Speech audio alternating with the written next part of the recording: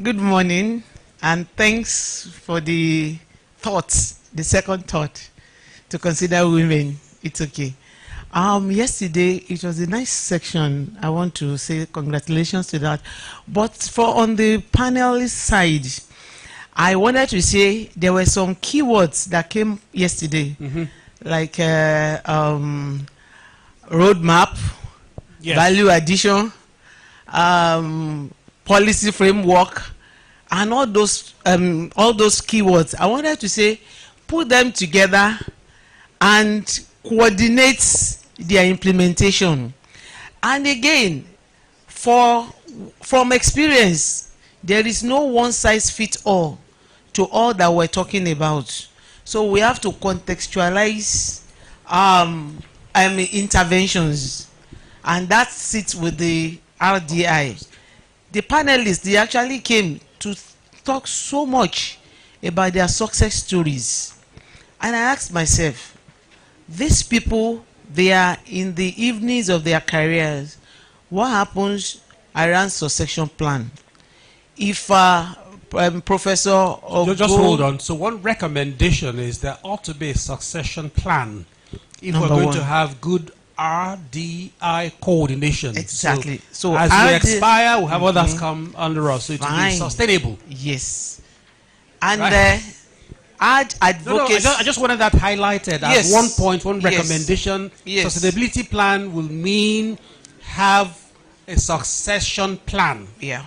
Okay, great. Then two is, you see, the likes of Professor Ogoro, whatever, he added advocacy to his science or research dissemination. I think there is need to raise advocates when it comes to research, development, implementation, and dissemination of our findings. Okay, second recommendation is to also have a plan to raise advocates, to have a strong advocacy program for RDI, right? And the third one is balance the gender. Bring youths, bring women. Thank you. To what? Bring them to dinner, to breakfast? All of the above. Plus, bring them to I'm discussion. not wasting your time. I'm trying to capture the words so they bring can have them it to recorded. To the fore when it comes to decision. Want an IP there so you don't expose it. So there are a lot of things, and there are even politics, to do with open access. So it's not everything you push to open access, actually. Okay, which is and what I wanted to remember, I think common license, you remember? Perhaps you can tell me the the beginning. Mostly we follow the US laws on open access. But here at Nigeria, I think we don't have. Yes. Okay, I hear you, which is why I was talking about open data. But I assume that open science as well as open data would have principles. The principles you must follow. So your IP will protect it still. It will talk about the processes, for instance, you can be peer reviewed, all those that are certain and your findings, but not really your IP. The IP will have to be patented or whatever, protected in some form. There's a level of exposure that can help other researchers or innovators to access your findings in a way that they can run a system, an algorithm over it that can give a lot more services to the economy. So that's what I understand how to mean. But I went to open data just to show that they're connected in some form. We'll get more educated now by Omo. Please. So my thanks to Dr. Kadri for bringing this up. So she does have a point there. So open science encompasses open access to the publications, open data, open education resources, and as the moderator was saying, it is making the entire process of that research cycle open. Now, when we say open, it is as open as necessary and as close as it needs to be. Certain data, medical data, might have ethical issues. You can't open that. But everything else, the globe is moving, or rather the world is moving towards open. I don't know how familiar you are with something called the Nelson Memo. So for the US, for instance, all publicly funded research has to be open. The Council of Europe, same thing. All publicly funded research needs to be open. They are also providing infrastructure to close the gaps when researchers don't have places to keep those things. Now, I think the point she made about the duplication of research comes from some of the conversations we were having yesterday. There is no NRF, and there's no National Research Foundation that sort of has some organizing function. And as a result, there isn't a repository that we can point out and say that this is Nigerian research. This is how, or whether it is distributed or centralized, that's not important. But the point is we need to have some way where some infrastructure we can search to say we're looking for what's Nigerian research. And then in that way, you can build the services on top of the data that stop the duplication or allow other researchers to build on what other people use. That's a different, rather connected topic. But the point that she made is the one that I think is vital, that I would like to echo, that it is not possible to discuss this level of coordination without discussing the infrastructure that allows us to make that research available and visible. Thank you. Thank you. So the recommendation is for us to also think about the infrastructure that enables access to research findings, right? So we can have a Nigerian repository for open science or open data, whatever you may call it. Men are barred from speaking this morning. Ladies only. I'm jealous. So, I'm sorry, I will take no male except you're transgender. If you are, raise your hand. One more lady. Okay, over there. Good morning, everyone. I was in Finland, and they had this, the government itself established like a council where it funds research. But the research being funded are based on the national issues and priorities of the country. And now, all researches within the university, they had 3 universities within that country, and all the researches that are... Finland has 3 universities. They have Turku. We have... Only 3? Yes. So 4 million people? Well, for population, they are not as large as we. So maybe population is one of our major challenge, but it could be managed. But what I'm trying to say in essence is that we need to have, since we are talking collaboration, I didn't see that come out very strong yesterday, incidentally. But since we are talking collaboration, we are talking about how we can get people together. We had a very beautiful proposal that came into TED Fund recently. Very beautiful. Somebody from the US, a Nigerian based in the US. He needed a platform. They needed to give him some good money, some good billions. But they needed a platform where they have a council, like I just said, that could write a letter of commitment to say that once they are funding, the funding was supposed to be for 6 years. But once the funding stops, the council will continue funding. So they needed sustainability plan, 5 years, 10 years sustainability plan. And he approached us in TED Fund, but we couldn't.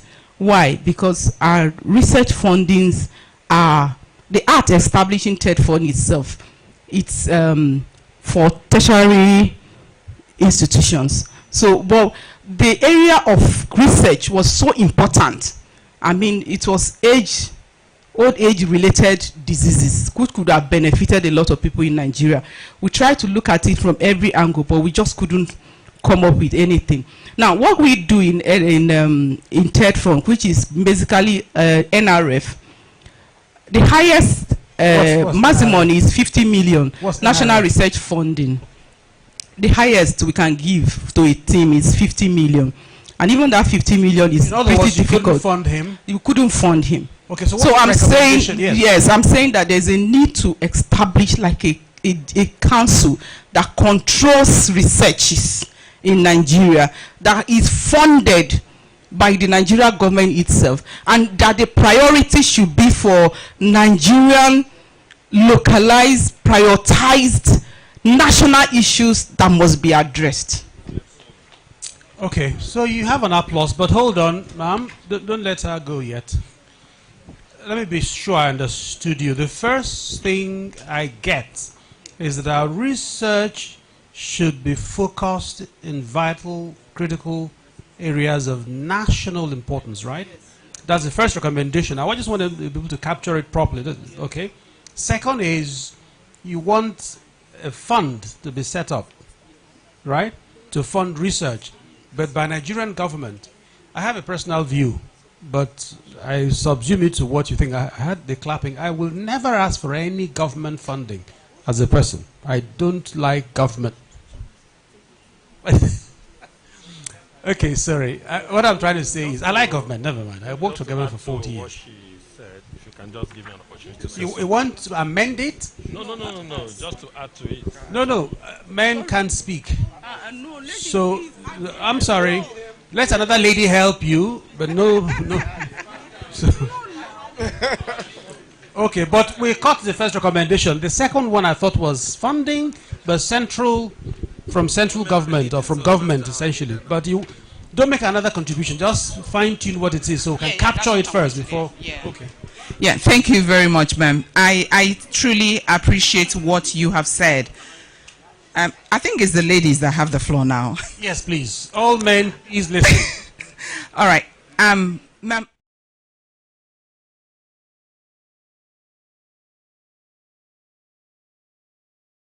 We're just discussing that from what she has said, we don't need to put up another council. We've got a lot of council that are existing now. We have raw materials research and development council. Yes, I agree with you. So what are you recommending? That funds research. But the thing is the funding. Like she said, it needed so much money to do that. We also have NASENI, right? So what this RDI, I think, to be honest with you, from what she has said, is actually boosting why RDI has to come up strong. Now, if such a thing comes to your organization, you push it to RDI. RDI will be able to know the particular council, the particular organization or ministry that has the mandate that will be able to. Who's RDI? What we are doing here. What we are creating here. Do you understand? We'll be able to know that exist. From what she said, it will benefit a lot of people, the elderly and all that has to do with it. Interrupt you. Every bottle that I've seen in my life, all my life, every bottle has its neck at the top. Has a neck at the top. Yeah. That's why it's called bottleneck. It's always at the top. If you have someone to send a proposal to, who will then send, that's what you create so many problems. So that's why I asked you, who's RDI? That is the bottleneck. That's the problem. That's the bottleneck. So what she has said is very, very critical. Yes. And it's one of the things I hope the repertoires will capture that with that, it comes to the bottleneck. Let me use your word. And then the council, NASENI can come in. Raw Materials Research and Development Council can come in. Here's my suggestion. Yeah. Thank you for trying to fine tune it, but it's not for me still an answer that is all agreed on, but it's work in progress. We need to, before we leave tomorrow, find the right model. What will work for Nigeria in terms of funding? Exactly. That's part of it. She doesn't have to have the answer, nor anyone in particular. But it's all our challenge. We are talking about coordination, RDI coordination. Yes. It's not an institute. It's not some bottleneck somewhere who is overall and can solve all the problems. TET Fund couldn't. For all the tax money they get. They're rich on tax, ma'am. Right? Taxpayers' money. And even that, of course. the angle you're talking about is another section. That is the funding. Being able to have enough funds Her suggestion was funding address what we are talking about. Because NASENI may not have enough. Raw Material Research and Development council may not have enough, another council may not have enough, but it can be pooled. And that's where the coordination comes. Thank you very much. Thank you. It doesn't even have to be pooled. It can remain in whatever form, but coordination is what's critical. How to coordinate what. And that's why we're talking about the open science also. Right? Do you still want to speak? Tomorrow. We'll give you a chance tomorrow. So we'll bring this to a close. We can't hear everybody. There are male hands coming up, distracting us. Let the women speak. Let your sisters, let your sisters speak. So this handover, Prof, because of 20 years friendship, I would give you 30 seconds. Thank you so much. Good morning, everyone. The keywords, I'll speak from the perspective of a foot soldier doing research.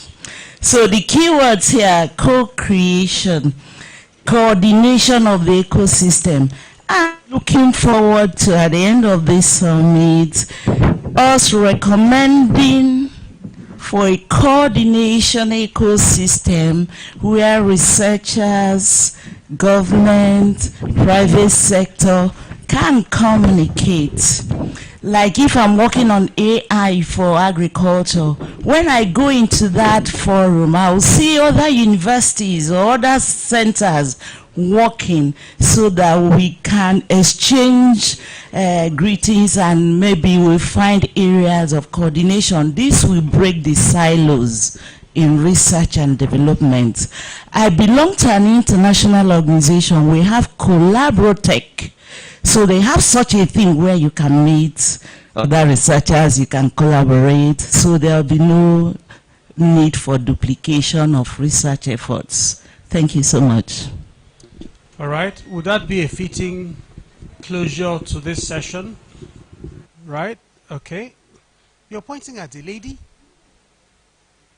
I only see ladies.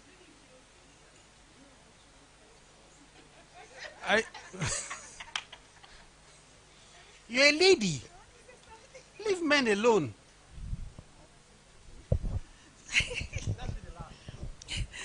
Good morning, everyone. My name is Dr. Princeville, and I'm very happy I'm wrapping up this session. My question is for Madam Ted Fund. Yes, when Ted Fund was not able to fund this guy, did you people reach out to other institutions or agencies like Ministry of Health to see if they could come together to help this guy's project? Because I think the problem with us is there's no synergy. Every ministry is working like they're winning a trophy somewhere. Every agency is doing their own thing. Even in agencies, you see that departments do not even work together. It's extremely difficult. You are working in an agency, you need a file from a particular department. It's like going through the eye of a needle. So if we work as a team for the benefit of the nation, work towards one goal, not for my name to be known or for me to be seen somewhere as the one championing the whole thing, I think we'll go a long way. Thank you.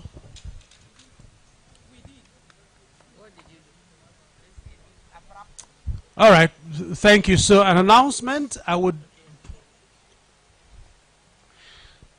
is there anyone, are there persons here who are not in public service? We're talking inclusivity. What do you represent, ma'am? Could you give the microphone to the gentleman? I know Abuja Chamber of Commerce is here, right? Abuja Chamber of Commerce, okay. Can be consultant. My name is Mwewa Bilei, supply chain management consultant, global professional consultant. Please bring a sheet of paper so you can put his name on it. You're a consultant, right? Yeah, what sector do you represent? Supply chain management. We consult in that regard. I'm not talking about your company in particular. I'm talking about your sector.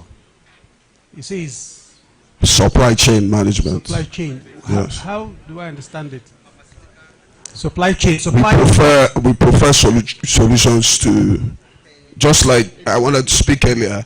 You've talked about openness. You've talked about co-creation, coordination, exchange, push, openness, data, and even yesterday, it has been mentioned there are original 100% MIS solution, management information system solution. They are functional and they are resilient to achieving this how are you relevant to RDI? So our approach is actually based on research, development, and innovation, and we can prefer this digital technology solutions to achieving the concerns here. We're looking at what concerns? I mean, like I've said, co-creation, coordination, exchanging of data. You've discussed about policy, and all these policies can be synergized into a digital technology solution. But that's by your company. I'm talking about your sector. You're not pitching your services as a company. Do you understand me? We are not with the public sector. I know, but there's also the private sector, and they are categorized. There's oil and gas in the private sector as well as in government, for example.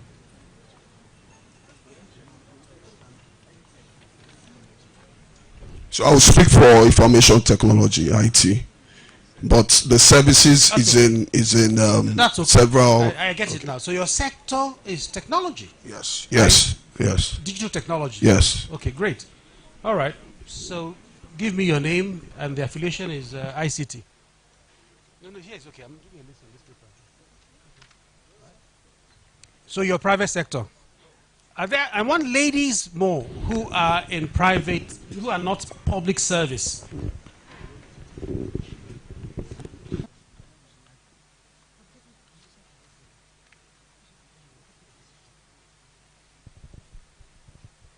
Are you a lady? A lady?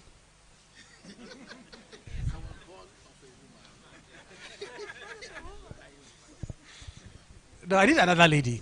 I'm sorry. I can come to you if I find no other woman. But I have gotten a lady. That's okay. You want to speak? No, I'm not asking for speak. I just want to know if there are ladies in other sectors that are not government particularly. Or even if you're in government, but you also have affiliation somewhere else. You know, we're talking about a platform for Nigerians to have research, development, and innovation. It should not be government alone. Do you want to speak about this? Who you represent? Not government at all? Great. By name, I'm Dr. Lakweju Fobi. I consult for International Institute of Tropical Agriculture, and I found food nutrition nutrition network. So by sector, I mean food and nutrition security. Food and nutrition food nutrition security or food security. Okay, so something called nutrition security, not food security only. That's new. So food and nutrition security, but you work with IITA. Thank you. Any other lady?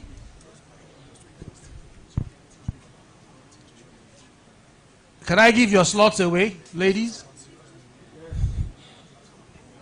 You're done, ladies? Any other lady in the private sector? I have you already. Okay, all right. You are the first to walk into the hall. Okay, so then the men. Men. Okay, I have a choice. I'll hear all the men, but I'll choose who I will speak with. Right? So you give him the microphone. What sector do you represent? Very quickly. Then which time? So I represent private universities. Okay, private universities. Yeah. So that's okay. I have Just three give me your successors. name. Private universities. Okay. Any other male?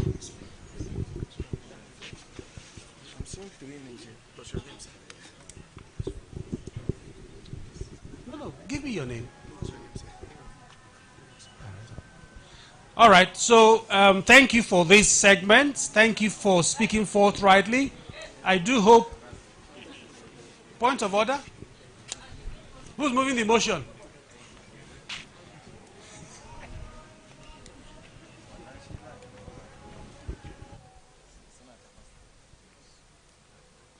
Is he happy? Hmm?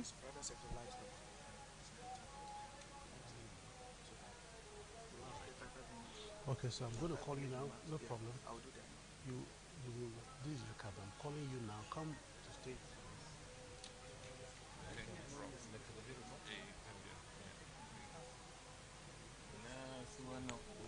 All right, so I was just saying thank you for this session. I hope the rapporteurs have taken notes. If you didn't capture all the points that were made, have a playback of the video. So there are many recommendations. And by women, we must incorporate those in the report so it will be balanced. Is that okay? And I'll suggest you go to tables. And there are seats still on the table, so one person or two on each table. Because you wouldn't do good writing standing.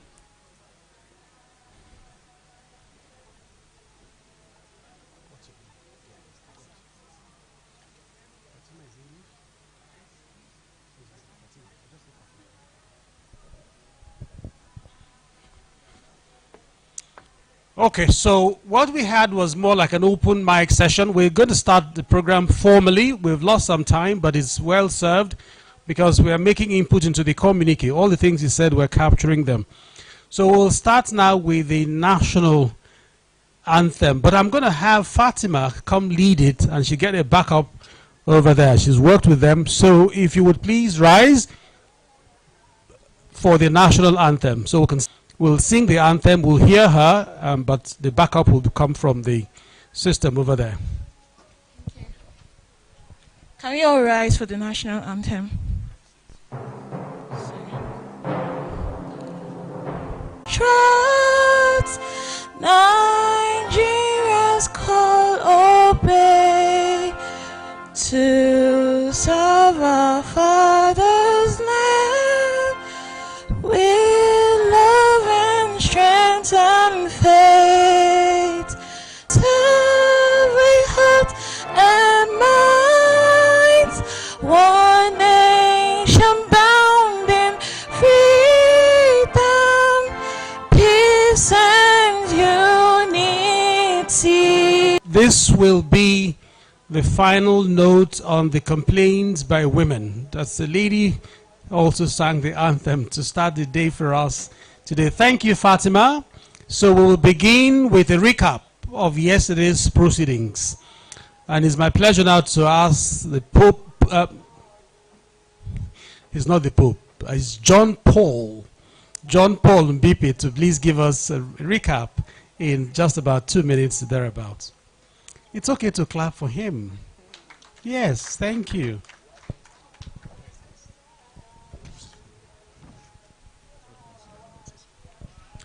Thank you so much, the moderator. Sirs and Mars, good morning. Good morning. Yes, please, I would like to feel the energy in the room because today is more of a working session, so it's going to be a lot more interactive. I will technically give a recap of yesterday, and at the same time, I will set the stage for today. I'm happy we already started lighting up the room a little bit with those conversations. Apologies if some of them were pulled a bit further. We were trying to use that period to build up a non-state actors representative panel for today's first conversation. As a corrective measure of yesterday, we realized that not only were the women in the house left aside, the non-state actors too were left aside. We had the minister, we had institutions, we had a key paper from NIPS, and we had a panel, very interactive, robust panel that gave us an idea of the things we are looking to solve. That panel was very unique, very fantastic. I remember the panel was moderated by Dr. Murtala. Okay. Hope I got it right, sir. Okay. Thank you. Thank you. So that panel was very energetic. It gave us a glimpse of what we are trying to do, what we are trying to solve, and what we are all trying to co-create and build. On that panel, we had a diverse group of people. We had the ES of NBTE. We had the representative of the EVC of NASENI in the person of Professor Gaya, who is the coordinating director of science infrastructure in NASENI. We also had on that panel our very most elderly, experienced veteran of research, Professor E.S. Bogoro. And completing that Form 4 soldier panel was the executive director of Lake Chad Research Institute. So that was a very heavy panel. And we can see that there are gaps, even within our own institutions. There is a gap between what the technical educational institutions are thinking. A lot of them were trying to get my attention. Please, I will come back to you. And even what the experience of Professor Bogoro, having led TEDFON, that gap was clear. And you could see the fire between them. So there is a gap among all these institutions we have lined up today. Please, pull out the 20-something LOC members that we have on the screen so we can look at them. It's not very clear on... I would like to see all those actors. Because those are the actors that have technically... Thank you so much. Forgive us if you are one of our LOC members and you don't have your logo here. It means production was done before your information reached us. So thank you so much. The idea was to invite 25 institutions that are core on research and use those 25 institutions to co-create what we are having to do today. So this thing is not fabricated out of space to come and say, let us make it work in Nigeria. I remember the comment of Professor Gaya, where he said that there are some technologies you can adapt. There are some technologies you can only adopt. It's not every technology you can adopt, some you can only adapt. So we don't want to create something and impose us to adapt or adopt to it. We are going to co-create this one together. That is why you have the theme of our conference, as of our summit, as co-creating the coordination that this ecosystem needs. So these are some of the organizations. We have NISA, we have NIMR, we have NIPS, we have Academy of Science, we have Ministry of Water Resources, we have COREN, we have National Agricultural Development Fund, and NBTE, TEDFON, NASENI, Ministry of Solid Minerals. We have, I can't see a lot of them. Forgive me if I miss your one. We have PTDF, Petroleum Technology Development Fund. We have Agricultural Research Council of Nigeria, and a lot more. So I know some of them are represented here today. So these were the institutions that responded to that call. And we are glad that out of 25 invited, we got almost 21 or 22 members to constitute the LOC. So that local organizing committee has now co-created the exercise we're about to have. In that exercise, before that exercise, we are going to listen to non-state actors. So some key members who are present here, non-state actors, will form a panel that will discuss for about an hour. Then we will have a second panel to complete the activities of yesterday. That panel will be the RDI as a silver bullet for achieving the renewed hope agenda. That panel is meant to point us towards the 8 presidential priority areas, because we need a rallying point. A lot of our solutions in the country, they don't reflect in the people because there is no rallying point. You need a foundation. You have to build from somewhere. We need that rallying point. That rallying point for us on RDI is the 8 presidential priority areas. And we are picking that from the agenda, the renewed hope agenda of President Bola Ahmed Tinubu. And that consequence, or one of the activating reasons, was what we heard yesterday, that at the Nigerian Academy of Science, he was conferred the grand patron of the Nigerian Academy of Science. So that is our rallying point. Mr. President's 8 priority presidential areas will be the rallying point from where we will draw the roadmap for the National RDI Coordination Summit 2024. Thank you so much, sirs and mas. We look forward to an energetic day We look forward to breaking this down. We look forward to real solutions that can address key and critical needs, problems within Nigeria. Thank you so much, Mr. Moderator. If you didn't know, John Paul is also a priest. So if you give him the microphone, he can. Okay, so please, who represents Kakran here? Who's from Kakran? I was looking for you. So can I say your Honorable Bello?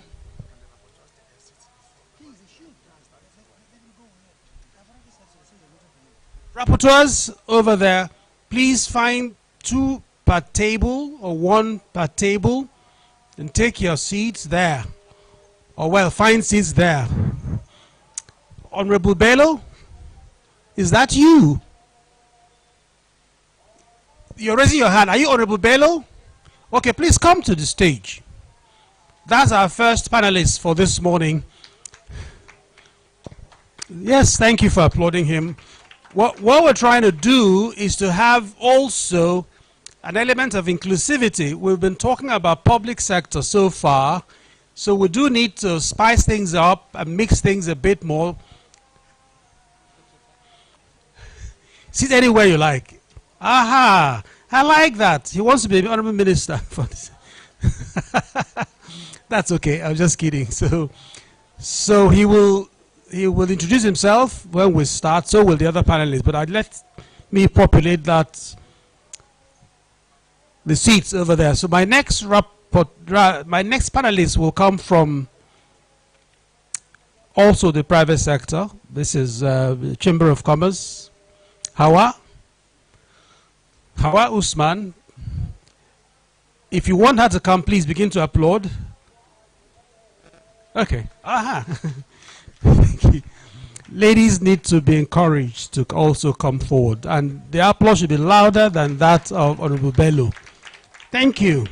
Thank you. It's not easy to come here and speak about your sector. And would you also please applaud Muyiwa? Muyiwa will join the panel. He will be talking from the point of view of information technology. The fourth panelist, I have 3 seats. Muyiwa takes the 3rd. So the 4th seat will go to Dr. Phoebe, who is specialist in food and nutrition security.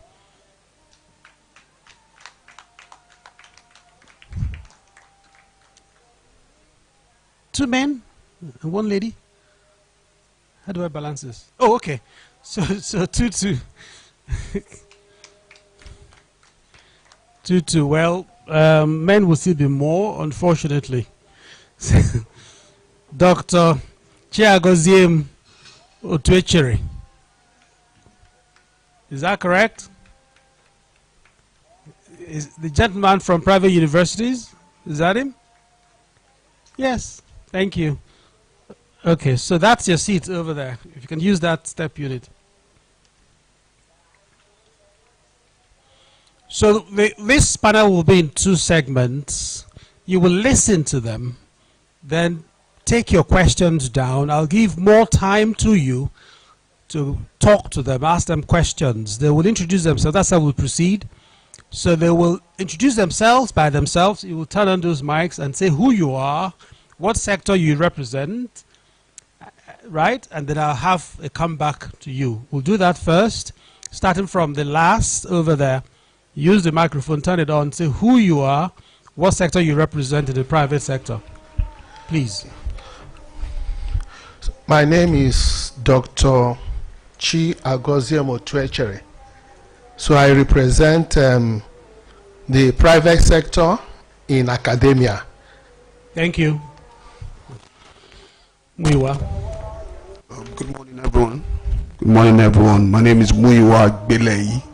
I represent the private sector on information technology. Thank you, Honorable Bello. My name is Honorable Khalil Mohammed Bello. I represent Transhuman Associations. What did you call it? Transformance, that is pastoralist associations. And the name of the association is Kulang Allah Katuriaras Association of Nigeria, Kakaran. Excellent. Thank you. Kakaran.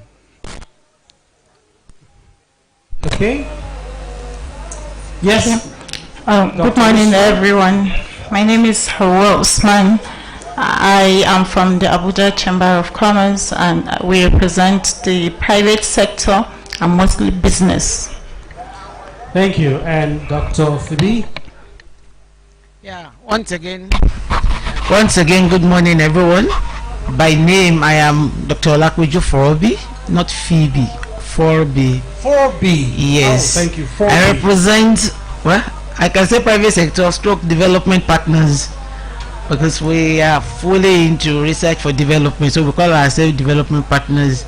I consult for International Institute of Tropical Agriculture and few other international organizations.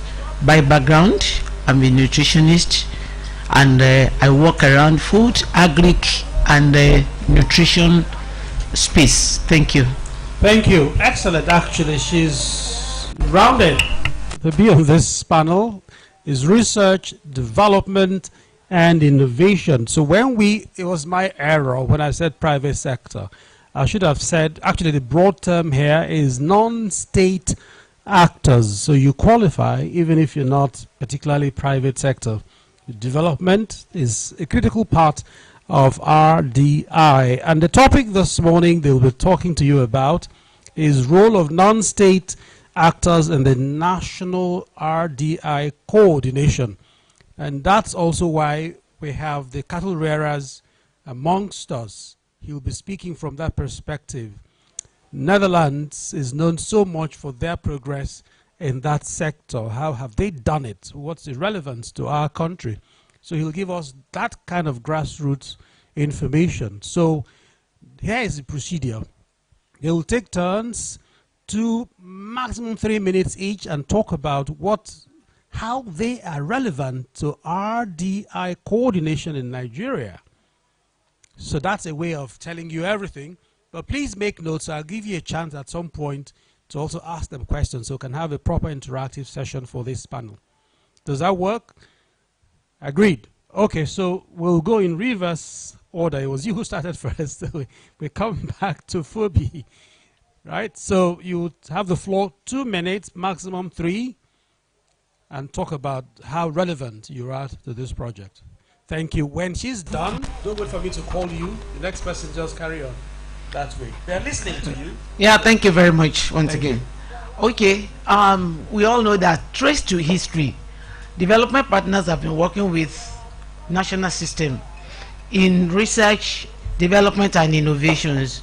And the relevance therein is the fact that we're neutral. Somebody mentioned something sometimes ago that you want data from Ministry of a particular MDA in another. I mean, you want data from information from one ministry or MDA to another. It's a problem, and a lot of times we do same things unknowingly, and our approaches to the same things sometimes they are not harmonized. So for us, we interface with MDAs to be able to know what exactly you are doing and how can we help better. So from angle of helping to solve inherent research, development, and innovation problems, we come on board. But then when it comes to RDI coordination, honestly, from experience, there is no better time to have that than now. I take an example of what I went through recently around large-scale fortification. We were trying to harmonize activities, research. We saw a lot of gaps, but then how do we, different people, different sectors were doing. If you go to regulatory agencies, NAFDAC, FCCPC, SON, they are doing something around fortification. You go to ministries, Ministry of Health, there is desk officer on fortification. So they are scattered everywhere, claiming to do one thing or the other. But at the same time, we in development, we need what they are doing to be able to advance advance in research, in development, and even innovations. So to really get what each is doing put together, harness their findings, and progress or advance into next stage that the country needs becomes a problem. So if a coordinating body is there, it will be like one-stop shop or one-stop office for all that we need around that space. So if there is something, it makes life even easy for us. And to set it up again, we are happy to join because we have been working with them, so we know where what can be obtained when it comes to some information. And from there, with the coordinating body, we'll be able to know, okay, if on this particular research activity, who do I need, who is relevant, who are the relevant stakeholders that can be worked that we can work with. How relevant your sector, IITA for instance, if you wanted to mention your institution, is to this project, right? We're happy to, you talked about collaboration, being able to access what others do. Yeah, but what do you do in particular, your sector, food security, food nutrition security, how is it relevant to this? So please make a note of it so I won't have to ask you a second time, so you can respond to that and educate the audience. Okay, so Hawa, you got 3 minutes maximum. Okay, thank you. The Abuja Chamber of Commerce and Industry is a private organization, privately owned, privately managed, and privately funded. For the research and coordination. Extremely well funded, privately funded. Yes. Well funded. Yeah. Yeah. So for Abuja Chamber of Commerce, I think it has 4 centers, and I think 2 centers are critical for research, development, and innovations, which is the National Policy Advocacy Center under the Abuja Chamber of Commerce. It's one of the centers. And this center is the center that helps to coordinate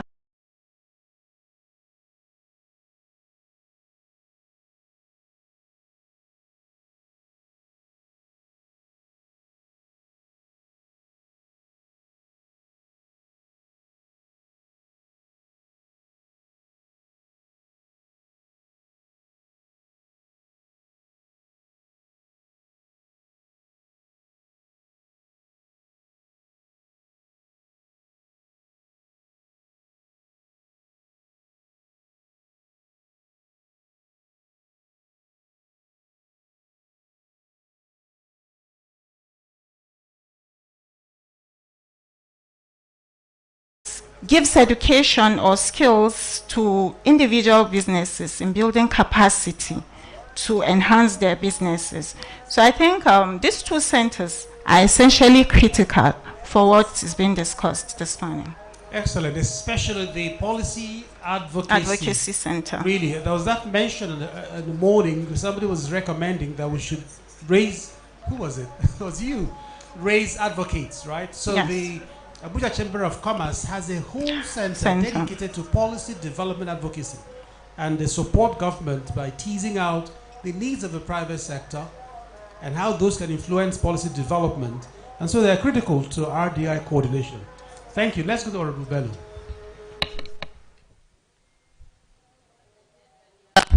My name is Honorable Khalil Mohammed Bello, the National President of Kulen Allah Association of Nigeria, known as Kakarant, and our associations is for pastoralists, that is transhuman associations. We are the main helpers or providers of nutritional food as far as, or food security as far as Nigeria is concerned. But painfully or very pitiable that the government, very few government and organizations that are mindful or even careful or even known our tremendous contributions towards this very, very vital sector. Our research is mainly tilted toward improving the production of livestock, that is production of livestock sector. Yes, Honorable Bello, what you're saying is Kakran is involved in research, yes, on how to improve, yes, animal productions. Animal productions for the country. Yes. Okay. Yes. This is where we are mainly working tirelessly toward making sure Nigerians are provided with nutritional food, because without meat or without nutritional food there is no food. People know this, but very, very painful, very, very sorrowful. The Nigerians are not even, they don't even know that we exist. We are cocoon and maroon in our fatherland. We are the most endangered species. We are always working. We are also job providers. The 10 links that has to do with pastoral occupations are multiple. Only God knows them. But very unfortunately, Kakran, you have your office in somewhere in Garki. We have our office in Kaduna. We have our, but I am not representing only Kakran here. I represented the Nigerian pastoralists, because our voices are not being heard. In any time, either federal state or institution, private institution, when they are budgeting yearly budget, we are not being considered. Very few states that are giving us, they are not giving us budget. We are not adequately been getting any consideration as far as budget is concerned. And even if that provision is made, they are not implemented it. So the pastoralists in Nigeria, like in London, if you are engaged in pastoral occupation on daily basis, they give you £5 to support it, to aid for. You're making very important points, but the focus now is not about what government does for you. Okay. It is about what you can do. Okay, our research, as I said, for Nigeria. Okay, what we are doing now, we are engaged in a research to make sure that we provide Nigerians with food security, more especially nutritional food. But you know, you cannot without partner. So you need, when you are working, you need helping hand, synergy, to make sure that the desired objectives is achieved. So this is where the center of our research is being tilted for. Thank you so much. Excellent. Okay, so Muyiwa. Good morning again. So to speak on IT, information technology, able to use food insecurity as a case study, looking at the food supply chain, and most of these concerns in achieving efficiency in the RDI is around the managing and planning concern. So even using that as a case study, if I'll ask the Ministry of Agriculture, how many farmers do you have? I don't think I'll get that. How many transporters do you have conveying, for example, rice to the southwest? I don't think I'll get that information. How many major marketers exist around the supply chain? I don't think I'll get up-to-date data. How many? You can ask MBS. Sorry? You can ask the Bureau of Statistics. Well, with due respect to the MBS, we have some concerns as well. They are not up to date as well. So the solution for IT across the MDAs, looking at their policies, we have resilient, functional IT solutions that can help in co-creation and seamless daily reports. It can help the MDAs. When you say we have, who has?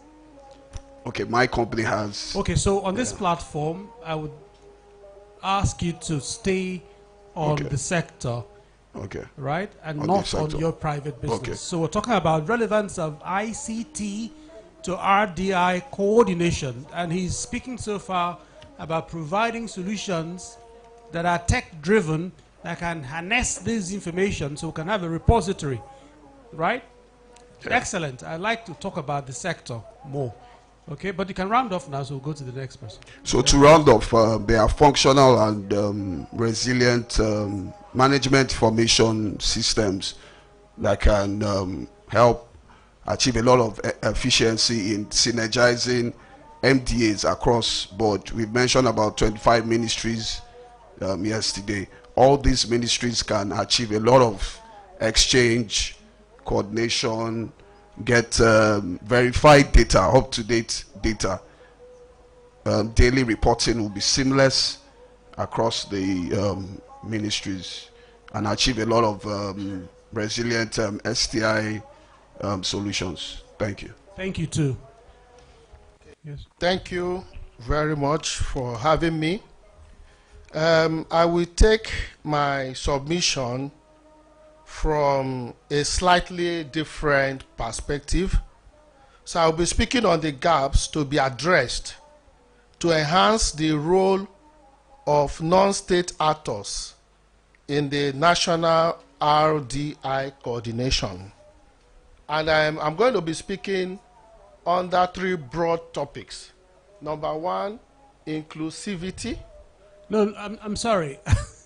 It's okay. I wanted to hear, and I thought they would also want to know, the role of private universities. I'm going there, sir. I'm going there, sir. Okay. Please. You have 3 minutes, so why don't you go there straight before? Yes.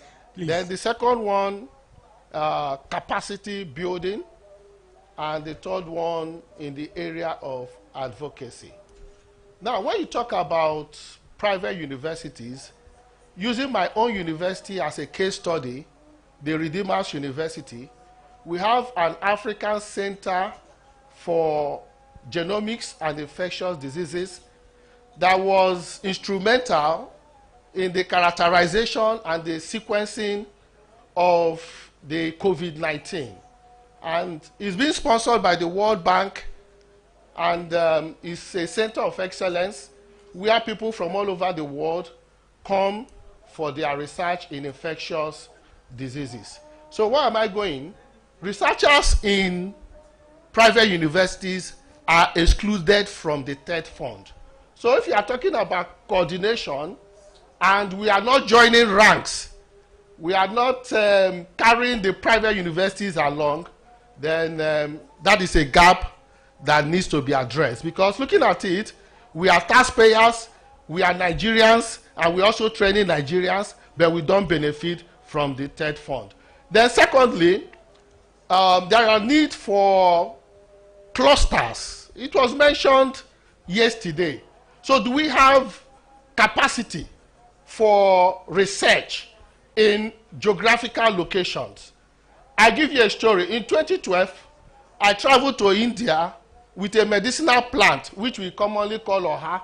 So we use it as a diabetogenic agent. And the Indians were all over me. They wanted to take that away from me. Now, I want to now ask, in Nigeria, do we have any center where anybody is in natural product research can comfortably go there and have all the facilities to undertake research? And I tell you, there is nowhere. So can that center be in Redeem? No, what I'm trying to say is that that center could be located in the 6 geographical locations of Nigeria. Why not in your university? My university is in Southwest, in Osun State. Why can't it house such a center? We can house it. Okay. So be it. So that's possible. It's possible. Here's my point. I didn't want to pick holes on what exists now. I want us to talk about what we can do, what you can do or are doing already, right, to close those gaps, right? We didn't bring you on stage to say what is in there, what the problems are. You're here to solve the problems from your perspective. So, second question, I'm now going backwards. Okay. Right? Because I don't want you to speak so much. So I'm going to ask you questions before I go to who you are. The second question is, are you regulated in the fees you charge by government? No. No, okay, but you want government money anyway. Yes. And the thing is, because we are not making profit, we are training Nigerians. Are you barred from making profit? Because you can't make profit from tertiary education. You cannot. Because the overhead is just simply overwhelming. Anyway, I'll leave them to ask those questions. Yes. All right, I think differently. So, okay. Well, thank you. Any last point you want to make on what the last point I want to make is that non-state actors could also be more involved in advocacy, because that is an area that is lacking in research coordination. So private universities should get involved in advocacy. Yes, by linking up with... They're not doing so now. They are not doing so, but very well you would, after this conference, you will spearhead it. Hopefully. Your university will start that process. Hopefully. So they can have a feedback process to government. If we have the roadmap. Right? Or if you have a roadmap, which will come out of today's event. But thank you very much for your interventions. Can I move to Muyiwa now? Okay, great. So Muyiwa, you're representing ICT as a sector, right? And you're giving us an insight into how we can help in coordination, in digitizing, automating certain kinds of databases that are in silos, right? And even those databases don't have the information they should have, but using ICT, we can get those data put together for the benefit of everybody who's in research, who's in development, and who's in innovation. Is that correct? So are there any ICT institutions you would particularly recommend to play a key role in this? You take up what you're saying. I will even propose for the MDAs. They need these simple working tools. No, what I'm saying,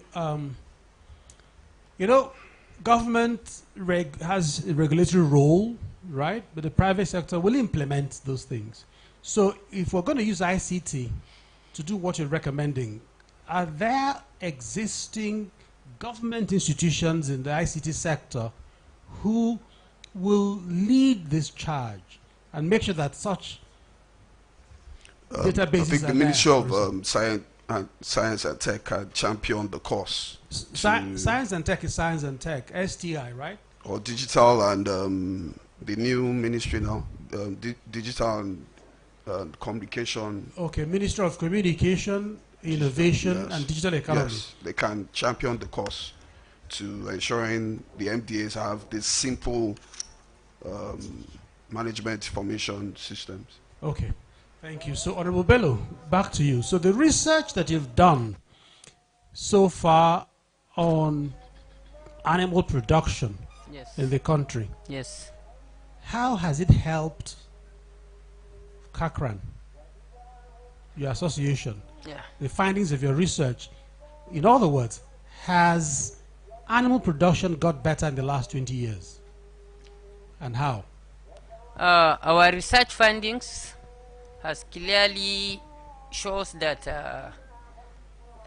the problem we were able to identify the problems that are hindering livestock development in Nigeria, and we came out with a clear objectives, specific objectives that can be implemented to make sure that livestock production is improved in Nigeria, because the improvement of them will help Nigeria toward food security and and toward providing Nigerian with food security as well as food in general terms. So our research findings is very, very useful if government is ready, more especially the Ministry of Agriculture and Food Security, if give us helping hand, and the third fund and other relevant institutions. Honorable, what I'm asking, your members in Kakran, have they benefited from your research? Yes.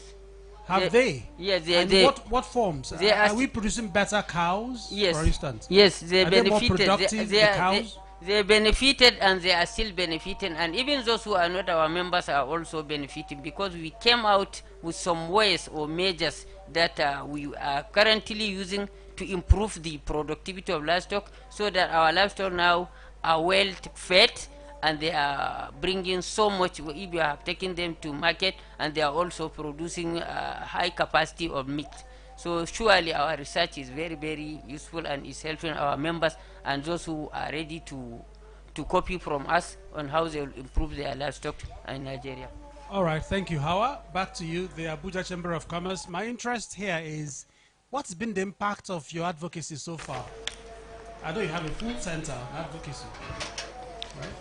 Yes, I would say that the impact so far is that through the National Association of Chamber of Commerce, NASIMA, which Abuja Chamber of Commerce is also a part of, so many policies have been advanced to the government, sometimes in alternative to what the government have to enhance ease of business, because, like, you know, the Abuja, the Chamber of Commerce generally promotes trade and businesses. So most of the time, I think there have been alternative But you know, it's something that will be done from the private to the government, and then government maybe revisit it at some point, revisit their own policies at some point, and then makes another pronouncement, which is generally beneficial.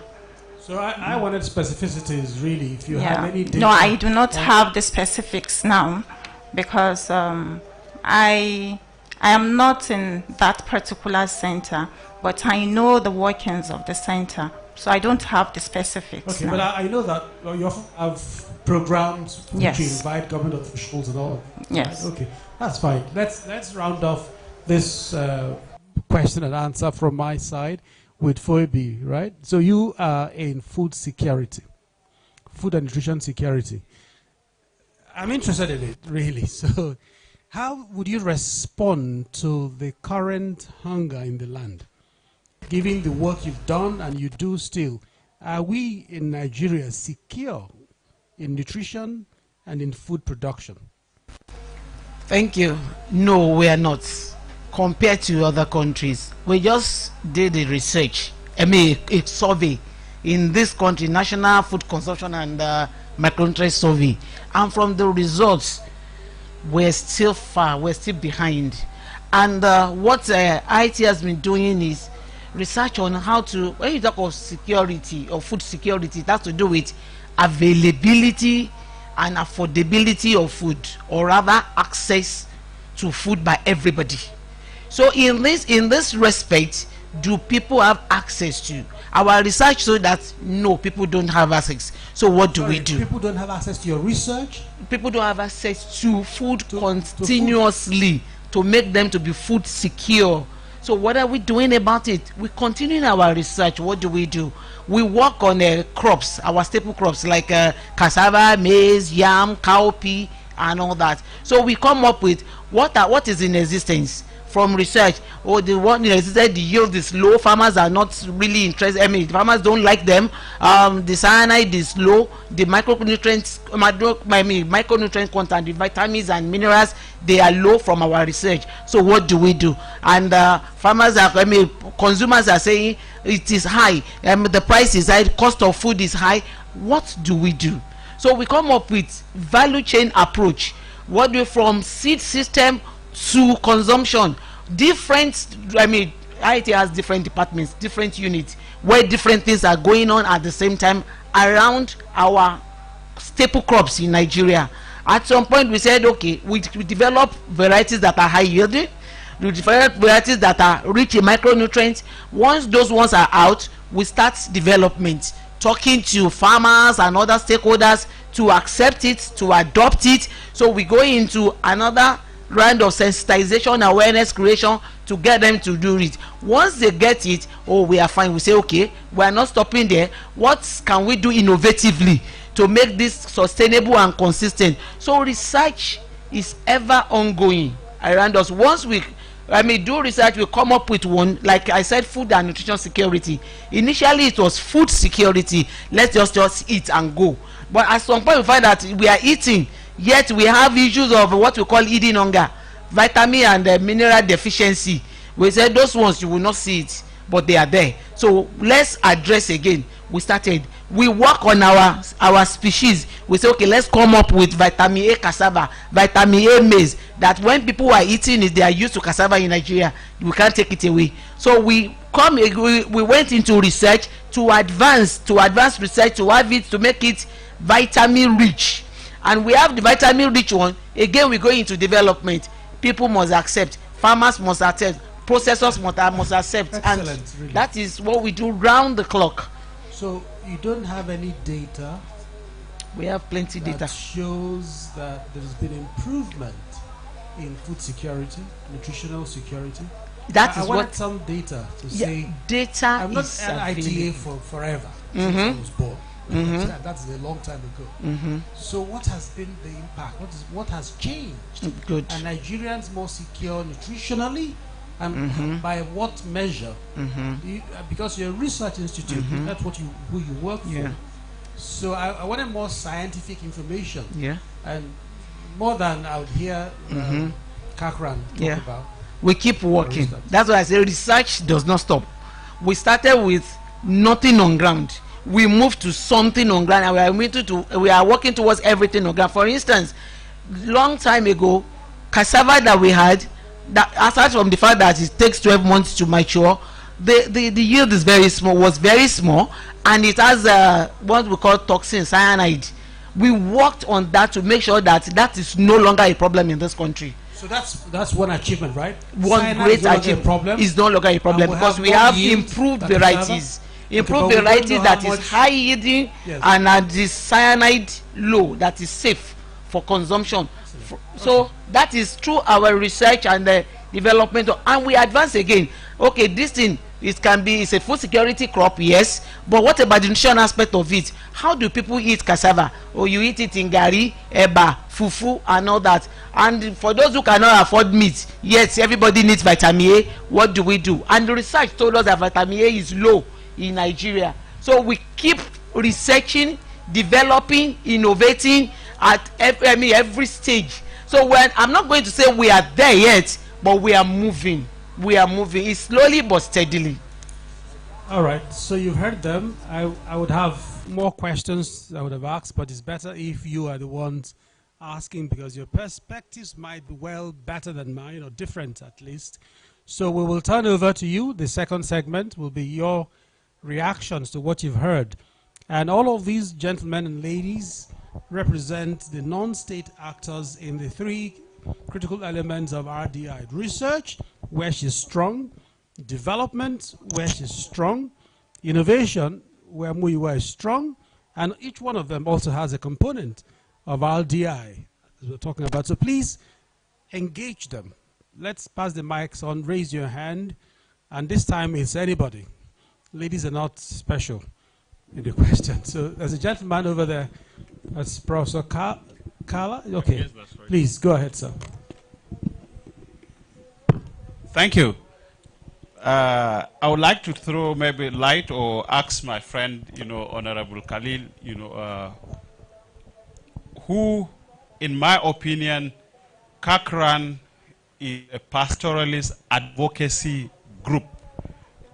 And the challenge for Kakran would be to uptake research findings, that would enhance pastoralism in a manner that would improve food security in this country and national security, because that is still a sector that is a spotlight in both the production of food and in addressing climate change. And I'll give one typical example that I would want Kakran to take very seriously.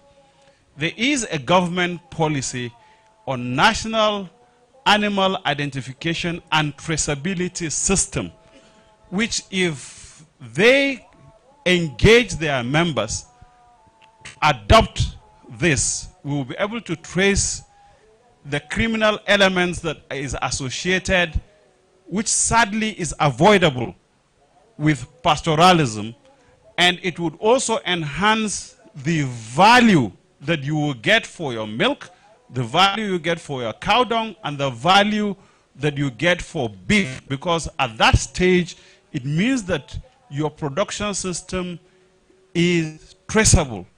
And if it is traceable, it means that the quality can be checked. The second point that would happen, even though at an advanced stage, would be that you self-regulate your practice in such a way that, if any member, is erring, you bring him to the book. And that way, there would be massive, and I repeat, massive contribution to the national GDP. That is the first point. So I think you are not a research organization, but we can support your research. We can support your research needs. And relevant agencies that are into research can support your production system, but you are a pastoralist advocacy group. You have a relevance in this. That is the point I just want to make. Thank you very much. And Honorable Bello, I hope you understand what he's trying to say is don't do too many things at the same time. You will be a beneficiary of research done by research institutes whose job is just to study animals and find better ways of growing them, right? You will need that information so you can improve your own trade and help Nigeria grow more, as it were. So it might be part of the good thing about this conference is the interconnection, the networking. So Kakran will need some of those information addresses and contacts so they can access findings done by professionals who are focused, who have PhDs in particular line of research in animal husbandry, for instance, that you do need. Consumption of information and research is also part of RDI because you will innovate with it. You will improve your livestock with the data you get from them. So that's just to make it clear that you don't have to go into research. You can if you want to, why not? But again, you're spreading wide and thin. Your members need information, but also are pastoralists. So why don't you focus on that core business more and let those whose job it is to do research help you do that research more focused, because they can also get more funding than you can. You're asking for government money to fund your research when government has research institutes that are funding already. So they can't spread. TED Fund wouldn't even listen to you at all. But TED Fund might listen to his institution in Bauchi. All right? Thank you. So let's have more. Yes, sir. Please take the mic to the gentleman in glasses. Thank you. And across the table is you wanted to ask too. So when you're done, he will then ask. Yeah, my name is Dr. Salisu Sheikh Umar, Rector Auchi Polytechnic Auchi. I think the greatest problem they have is the disconnect with research institutions. Because if they are actually well connected, this problem of theirs can be solved without them having to bother themselves with having to go into researches. The greatest problem we have is this issue of grazing. And you find out that even as they are grazing, they are causing problems here and there. They can as well domesticate themselves if they have actually used research of other persons. Like, you see a lot of wastage in most of the feeds that they use. The current research has shown that there is no part of maize, corn, wasted. The cobs, the stalks, the leaves, and everything can be maximized for cattle feed. When you get to that, you find out that the idea of going around to graze will just be a waste of time. And if they go around to graze, it also gets them down, I mean economically, because they cannot be able to gather up the waste that comes from the cattle, which is also very, very beneficial now. And we have a lot of machines that can process that cow dung to be key into so many research and bring up economic level to a very high grade. So I think the Kakran, all they need to do is just like what the professor said, let them synergize, let them meet other persons so that they can help them bring up this.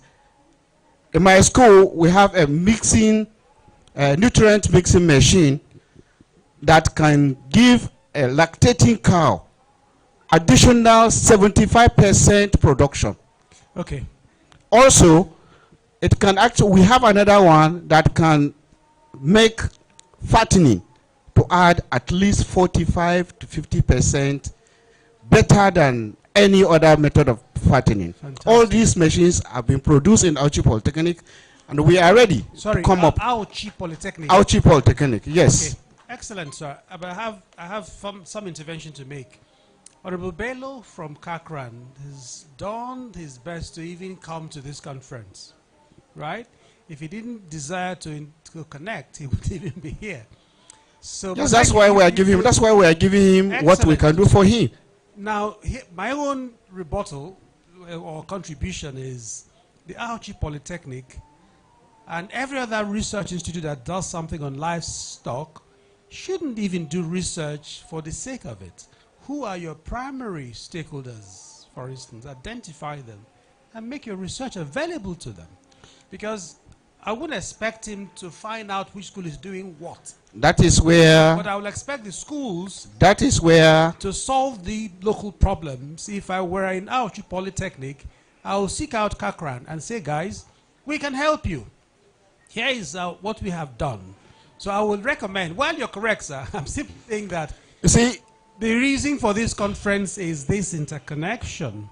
So no one should be a silo. He's agreed he won't be.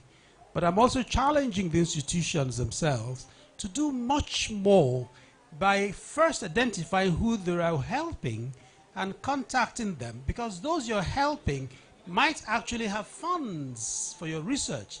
You'll be shocked how rich Kakran is. You'll be shocked. They can actually pay for that research and leave TET fund alone.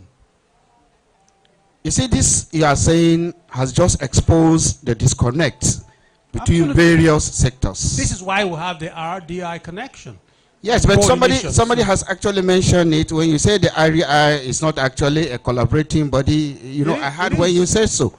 But no, that's not true. Be it as it may, you understand, the most important thing is to create synergy, which is lacked, completely broken. Yes. Because when you look at it, even between the institutions, it does not exist. Not to talk of other sectors. Absolutely. within the nation. Yes. The private sectors are doing their own separate. The institutions are doing their own separate. Polytechnics and universities, all of them are facing their ways. Correct, sir. And if you will take RAC SD and WACREN to bring us together for this to begin to happen, so be it.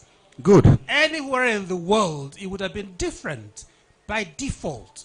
By default, there's interconnection. Many of you who are in research know that if you publish your research alone, it's not as authentic as if you publish with collaborating partners, colleagues. Today, it's like a human system. Who are you working with? The first thing your peer review might check is this something alone? It must be it must be exceptional to do one lone ranger research. Want to know who you're working with.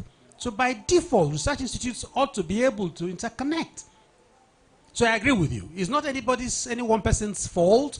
It is the reason why we are here today to say let's change that old narrative where we're working in silos. So that brings Kakran. And now he will leave this hall connecting with you in Auchi, with him in Bauchi, so he knows that his problems have solutions. That's a good point for this conference. Thank you for applauding. So even if it's just this that we've done today, I think it's well worth our while to have hosted today's event, today's particular event. But thank you. I didn't want to keep you standing, but I think you've had your say, so we can move on to the other gentleman. Yeah, thank you very much. Thank you so much, sir. You want to intervene? Why not? Very quickly, then he can speak. The mic. I'm up. So just you have the mic. Let the panelists add something, then you, since you have the mic. So looking at this scenario where research can actually be seamlessly available to Kakran, and whatever administrative policies that needs to be done can be done seamlessly. So he can just walk up to a MIS system to get that research work that will intervene in that so necessary ICT is in the middle. So that's the point you're making. ICT is in the middle of this. What? Research Institute, IT, and then Kakran, right? It's a tripod, or what you call triple helix. After him, quickly, okay. I'm sorry, sir. I think all we are doing underscores what Haja talked about, open data advocacy. Open science. Yes. So I think we need to underline this, what the WACREN advise on having repository. I think we need to write this. Yes, that's why I asked the question about the open data. That was supposed to be a national repository. It was supposed to be digitized. It was in supposed some to be countries, online, a portal, several portals. MDAs were supposed to have their own. interconnect into a Yes. national open data portal, Yes, yes. but no one had information as how far we went as In a some nation. countries, like You should have had, but you're a private person. But yes. all theses of past students are already in those repositories, and you find out that you don't have such duplication, which Haja was mentioned. Okay. So why don't we, as a recommendation in this conference, ask the Nigerian government to revisit their commitment to the open data repository portal? There was a policy actually developed, and it went to FEC at some point, but didn't quite get finalized, and nobody followed up. I know, because I was part of it incidentally. And it was done by Minister of Comtech at the time. Communication Technologies was, as it was then called. But nothing has happened. It was dropped unceremoniously in 2024, right? 4 years ago. So we will recommend that the open data portal, national portal, should be reactivated so Nigerians can have access to those processes you go through every day in your research and production, so we can innovate around data that is national. Is that agreed as a recommendation from this conference? Yes. Okay. There's a gentleman standing up, but he has to speak. He's got the mic and wanted to talk for a long time. Thank you. Sorry, sir. Okay, after him, because I see closer objects than I do. Thank you. So after him, then you at the back, sir, and then over there. So on those contributions. 1, 2, 3 in that order, please. Let's have some order in the system we ask. I will recognize everybody as soon as possible. Thank you. My name is Ayo Shoyombo. I'm an animal breeder from Landmark University. I just want to say something in respect of what my brother, Honorable Khalid, has said from Kakran. For the past 17 years and consistently, I've been on cattle production, basically. And that's why I was very interested in what he's saying. But from my own observation... You were clapping half-heartedly. Is it because that data he has isn't available anywhere, or is it that you don't... Well, but I thought you should have gotten... For my colleagues, my senior colleagues in this room, the professors in this room would attest to that. Those in our field, that this hall, you would agree with me that for the 2-3 days that I have not been here, those are the days I will not see my animal. But of course, one major challenge which I would want you to take back to our members, because I'm part of you, is the problem of you all had breakfast. orientation. Why are you clapping well? You had breakfast. Okay, you're fasting. I forgot. An average animal person from your organization, either from Magban or from Kakran, believes in his traditional method of production. And it is very, very difficult, almost impossible, to change his way of thinking. For example, we could have moved away from the way we are at the moment in this country if talking to you and you accept some of these innovations coming even from researchers. But it appears that there's this traditional belief and you don't want to just take anything new from what you already have or what was handed over. I'm speaking as one of you now.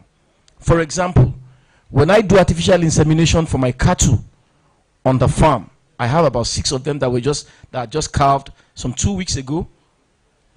I noticed the resentment my Fulani boys give to those animals. Why? Because they don't know the father of those calves. As a matter of fact, they will say it in Yoruba that Dr. Ayo, Tifun and Malu Yeloyu, that I have impregnated those cattle. And because of that, those set of animals do not get the right support other animals that they knew. I'm running out of time now. Are you getting what I'm saying? So I would want you to, as much as possible as a leader in that group, try to begin to tell our members that there are better ways of doing things they are doing at the moment. Dr. Ayo. Are we getting it? 1 minute more. No. There is no need. 5 seconds. Yes, there is no need for some of these moving animals from one country, one state to another. If some of these researches we have carried out with respect to food, feed production, Professor Kala has done a lot. But you're a cattle breeder, aren't you? Yes. Make them irrelevant. Leave them alone. You know Kodak? You remember It Kodak? is impossible to leave them alone. Ask me why. 70 to 80% of the animals we have in this country is in the hand of the pastoralists. But you have some. So how do you want to leave the pastoralists out of animal production in the country? Then we'll just be on the same spot. It is impossible to leave them alone. You can't leave them alone. The only thing we'll be doing is to keep orientating them, making them to understand that there are better ways of doing what they are doing. I think I'll stop here for now. Thank you for applauding him. Thank you. Thank you for applauding him. But my point is this. Don't expend too much energy in changing someone who may resist change if you have other alternatives. Someday, if they see competition, they'll change. The best way sometimes to change people is to give an alternative.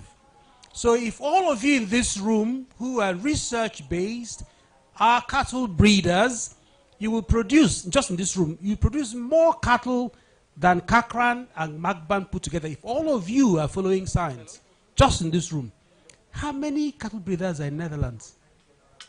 Think of it.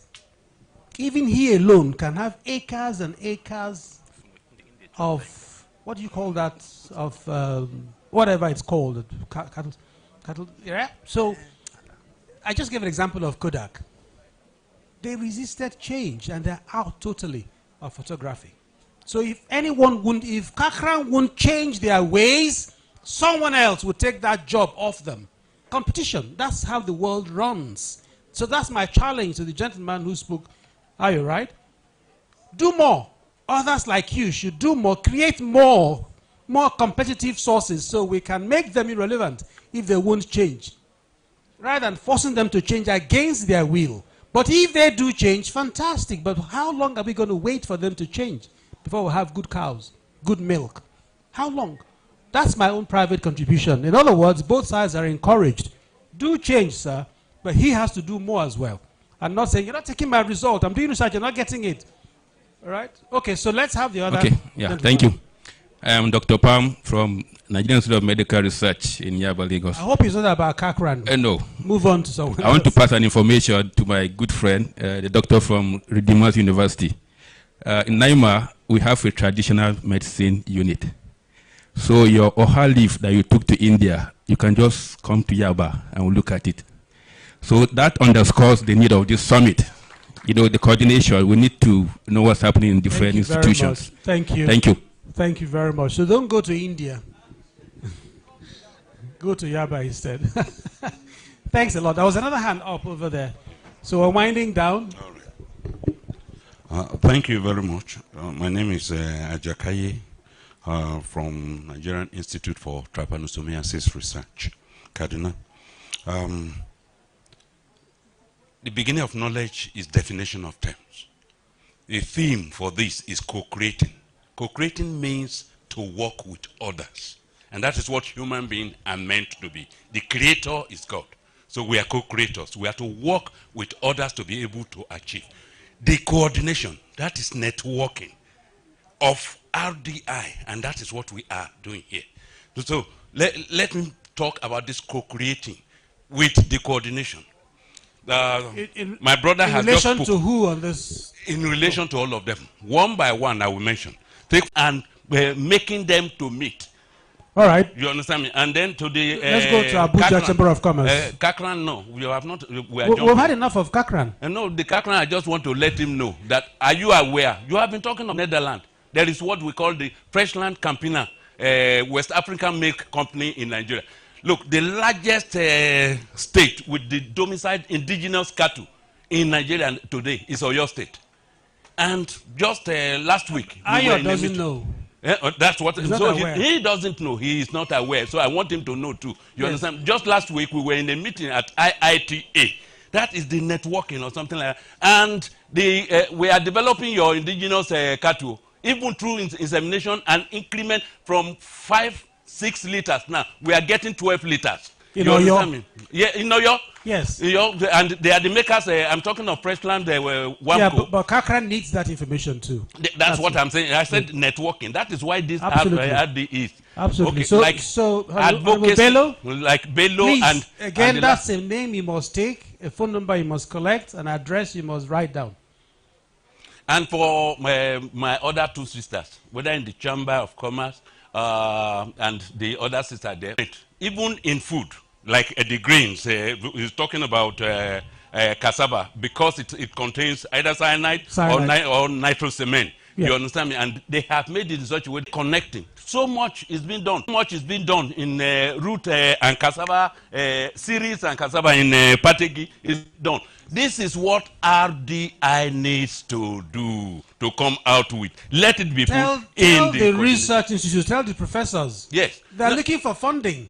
If you look at it, if you are in not for non-tertiary institution, talk less of a private university. Are you hearing me? They are supposed to touch you, private university or public university, investigated, no, as the patron of Nigerian Academy of Science. And on that day, I think it was on the 5th of this month, March, he also said that they should create the National Research and Development Fund.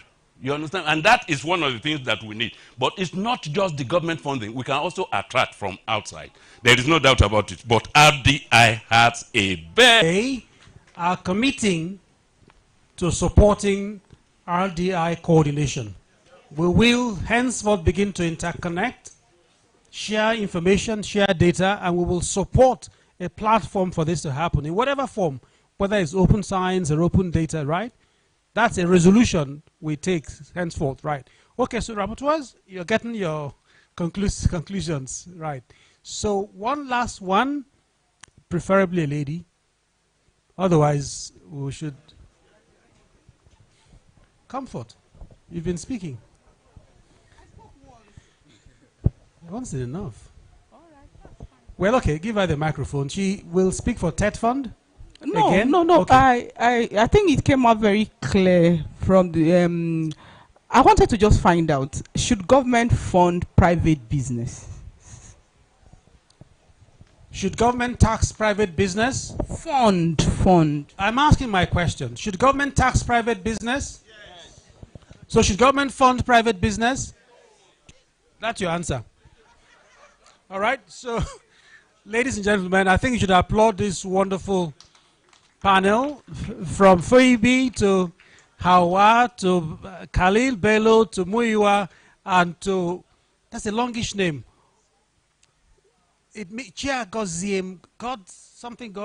God has blessed him as the last person. If you could please step forward for a good group photograph as they applaud you in conclusion.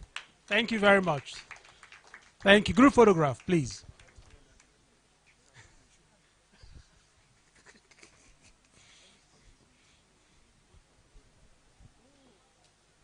Are you a researcher, scientist, academic, or inventor? Here is a good news for you. The Maiden Research Development and Innovation Summit is set to take off to advance the cause of R&D in Nigeria, in line with the renewed hope agenda of President Bola Ahmed Tinubu. Theme: co-creating the coordination of the RDI ecosystem in Nigeria. Date: 25th to 27th of March 2024. Venue: Bolton White Event Center, Wuse Zone 7, Abuja. Time: 9 a.m. daily. Participating ministries and agencies include Innovation, Science and Technology, Budget and National Planning, Education, Communication, Innovation and Digital Economy, Solid Minerals, Agriculture and Food Security, Health and Social Welfare, Finance, Marine and Blue Economy, NIPS, NBT, Korean. Thank you so much for that very energetic panel and for reflecting Science and Technology. Strategically the key items that we are looking to move into. I can see that the conversation has gone even ahead of us, so there's no need to waste further time, because I can see that even on this panel from the private sector, we had clearly private sector actors that speak to specific priority areas that we are addressing today. So it takes us straight to the second panel. This panel will be chaired by the registrar of Koren. Let me invite him straight to stage. He's no other person but Professor Adisabelo. Prof, you are highly welcome. He's the registrar and CEO of Koren. Please put your hands together for Prof. Thank you. This panel is going to be addressing RDI as a silver bullet for achieving the renewed hope agenda. And we are going to be mirroring the 8 priority areas, which are, the first we have strengthening national security for peace and prosperity. Strengthening national security for peace and prosperity. That's priority area 1 at the middle, sir. Thank you. Yes, sir. The second priority area is reform the economy to deliver sustained inclusive growth. The third, accelerate diversification through industrialization, digitalization, creative arts, manufacturing, and innovation. The fourth, enhance infrastructure, transportation as enablers of growth. The fifth, unlock energy and natural resources for sustainable development. The sixth, focus on education, health, and social investment as essential pillars of development. The seventh, boost agriculture to achieve food security. And the eighth, improve governance for effective service delivery. So this panel will be looking at how can RDI become a silver bullet for us to achieve this. What is the role of the research, development, and innovation coordination for us to achieve these priority areas? The second person I'll be inviting to this panel is the representative of the Statistician General of the Nigerian Bureau of Statistics. Do we have the rep here? Rep from NBS? Okay, rep from NBS is not here. We also invite the rep from NASIMA. The rep from NASIMA? The rep from NASIMA is expected to be on the panel. We had her here shortly. NASIMA. Okay. Let's hope she joins us. Then we also be inviting from Rikesdi's Board of Experts, a pioneer DG of DRDM, AVM. Please join us on the board. Put your hands together for AVM. Air Vice Marshal. He's the pioneer Director General of the DRDB. Then we will also have the representative of NISA. Rep of NISA, please put your hands together for her. You're highly welcome, ma. So I will be inviting again the representative of the president of NASIMA. If she's back, let her join us on the panel. And I'll also be calling on the representative of the National Bureau of Statistics. Yeah.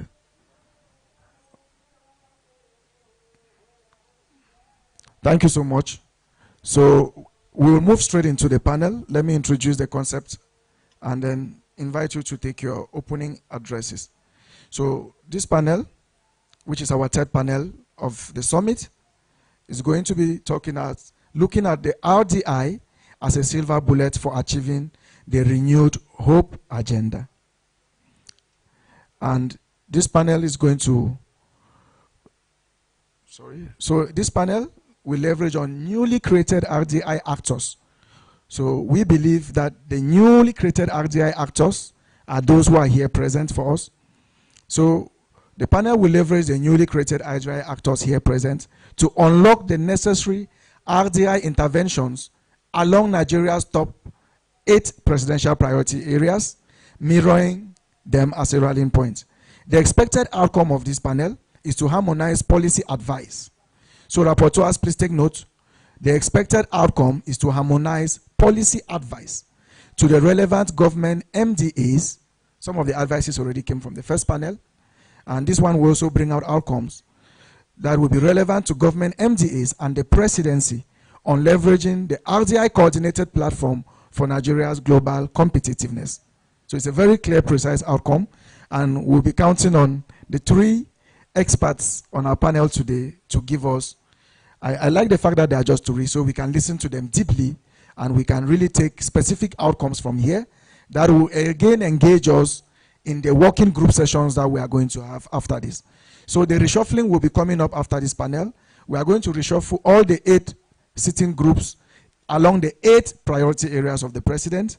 We are currently doing the reshuffling. So if you're on any table and you haven't filled that little form presented by the rapporteurs, please raise your hand so you fill that form. It's based on that form and the relevance of your organization that will do the shuffling around the 8 priority areas.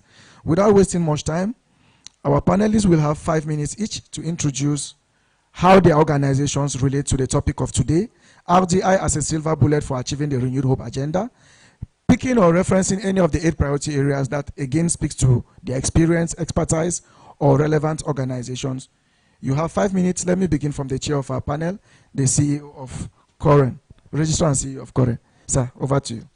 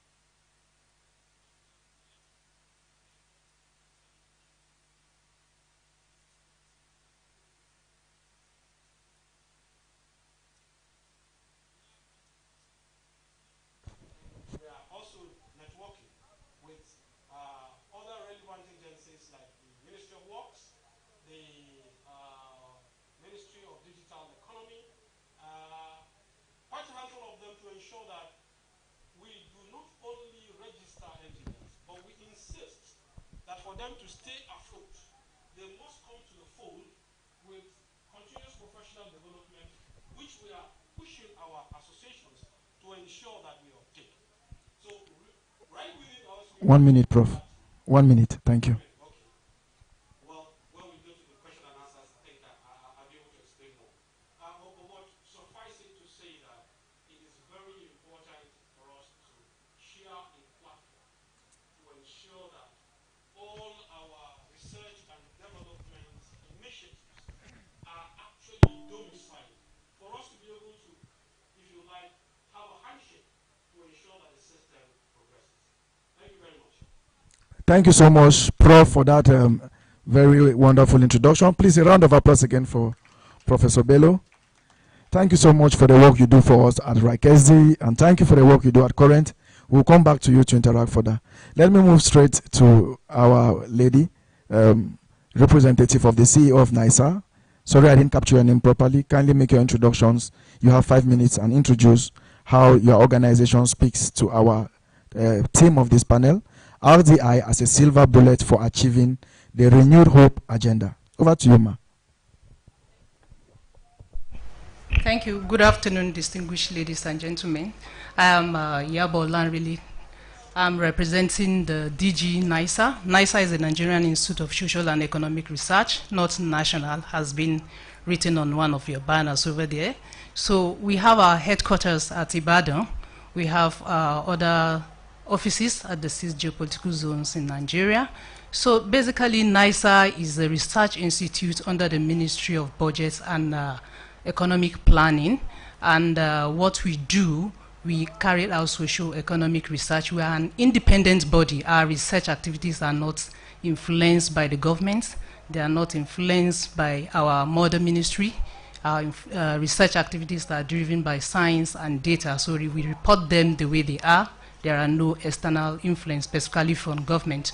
So having said that, NISA have 7 research departments, which activities resonates within the renewed hope agenda. We have the economic and business policy department. We have the political policy department, the social policy department, environmental department, and innovation and technology policy departments. So the activities of this department basically cut across the various facets of the renewed hope agenda. So currently the DG is not here because she had to attend to another institutional activity, which is very important. We are having the median edition of our seminar series, the yearly monthly seminar series, which is on digital policing. So which is one of the core area or the priority areas of this Renew Hope agenda, tackling the issue of insecurity. So we have relevant stakeholders in attendance. Because of this, she couldn't attend to this function, so I'm here representing her. So having said this, NISA has basically played its own role since its inception for over 5 decades now. We've been instrumental to the development of the 1st to the 4th Development National Plan. Also, we're instrumental to the establishment of the Research and Material Development Council in 1983. We're also instrumental to the development of the National Social Protection Policy of the 2017, the recent one. And we are also instrumental to formulation of ERGP and the current National Medium-Term Development Plan, the 2021 to 2025 Medium-Term National Development Plan. So we've worked across various national projects and also sector-specific projects also just towards ensuring economic transformation in Nigeria. So our research, basically for this year, we have a number of research that have been lined up and approved also by the government, which also tilt towards this renewed hope agenda. And one of them, we are looking at the issue of exchange rate unification and how this affects SMEs' performance in Nigeria. We know what the SMEs basically are facing, despite the fact that they're already in a critical or vulnerable stage. We see how policy consistency how it has actually affected their performance and how this is actually impacting negatively on their activities. Also, we have studies on inflation rates and macroeconomic performance. We have also studies on the effect of subsidy removal on human capital development, and a whole lot of them, just to be able to track the effectiveness of these government policies, to track their impact. How are the social elements or the social elements in the system, how are they feeling the impact of these policies? So what can government do to ameliorate the adverse effects? Going forward, what are the things that need to be put in place before sequencing out policies? Should we just sequence policies because we want to have policy, or policies are made to affect and change the life of human beings? So how do we sequence this to ensure that there are no adverse effects? So these and other more are some of the things we are doing in NISA, and also doing things that we do that align with government priority areas. Thank you. Thank you so much, Madam Yabo. Please, a round of applause again for what NISA is doing. And I think what NISA is doing is fantastic, and it speaks straight to the policy frameworks that we are seeking to develop for our roadmap. Policy sequencing is a fantastic idea, and I'm really glad that we'll be talking about that further in this conversation. I'm also eager that some of our technical facilitators can get a hold of studies such as the inflation rate study you mentioned. The subsidy removal study, it's a critical one. We know the impact is felt even beyond the bounds of this room, even personally, and amongst a lot of our guests, and the communities which we represent. Thank you so much, Ma. We look to point NISA towards a more community-centric policy framework development. We are so glad to have you here. Thank you once more. Let me move on to our member, Raikesdi Board of Experts, Pioneer Director of the DRDB, and also one of our mentors, Raikesdi. AVM Isao, you have the mic, sir. Kindly take your introductions and let's know the reflections, your reflections on RDI as a silver bullet for achieving the renewed hope agenda. Thank you very much, moderator. Good afternoon, everybody. Just like I have been introduced, I am Air Vice Marshal Jomo Osaho, Pioneer Director General, Defense Research and Development Bureau, currently Director General Center for Innovation and Recreativity Challenge. Also, I was a member of the RDSC as the coordinator of Defense and Security Committee, and also a member of Board of Experts, Raikesdi. The topic we are looking at today is very interesting one, talking about the renewed hope agenda and how we can use research, development, and innovation, to achieve the goals. I will come back to that. I want to add to the discussions we had this morning. Some of you must have noticed that I tried severally to contribute, but for reasons best known to the moderator, he chose not to give me the opportunity. Now I have the opportunity. Thank you very much.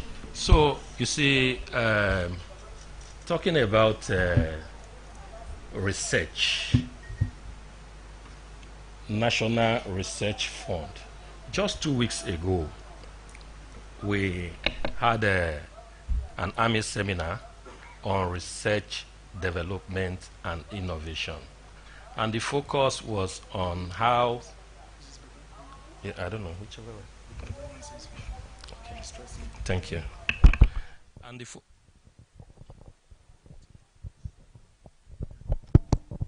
Can we have a different mic?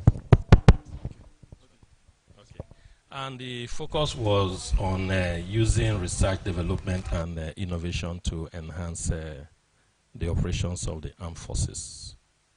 A paper was presented by the Executive Secretary of TED Fund on the aspect of funding research and development in the armed forces towards enhancing military operations.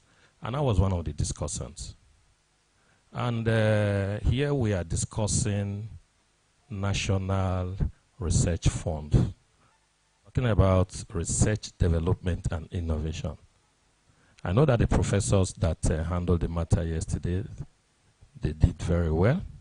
But it's important for us to, even though it has been stated, the National Research Fund, I don't know why, TED Fund, why you call it national, because it's sectoral.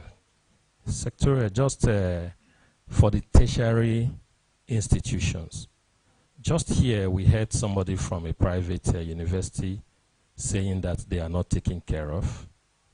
The military is not taken care of. Of course, I don't expect, because it's for tertiary institutions. We are talking of innovation here, which is the application of scientific knowledge and technological capability in value addition.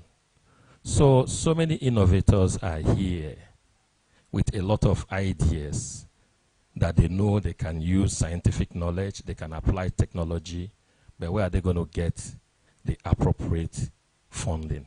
And that is why I am of the view that this summit will need to take a look at the work we did in the RADC, Research and Development Standing Committee. The whole aim was to institutionalize research and development in Nigeria. And the end state was to achieve a research and development foundation. I think Professor Bogoro stated that yesterday. And we looked at 13 thematic groups. These 13 thematic groups cut across the economic sector of the nation. Because we are talking here now about the President's Renewed Hope agenda.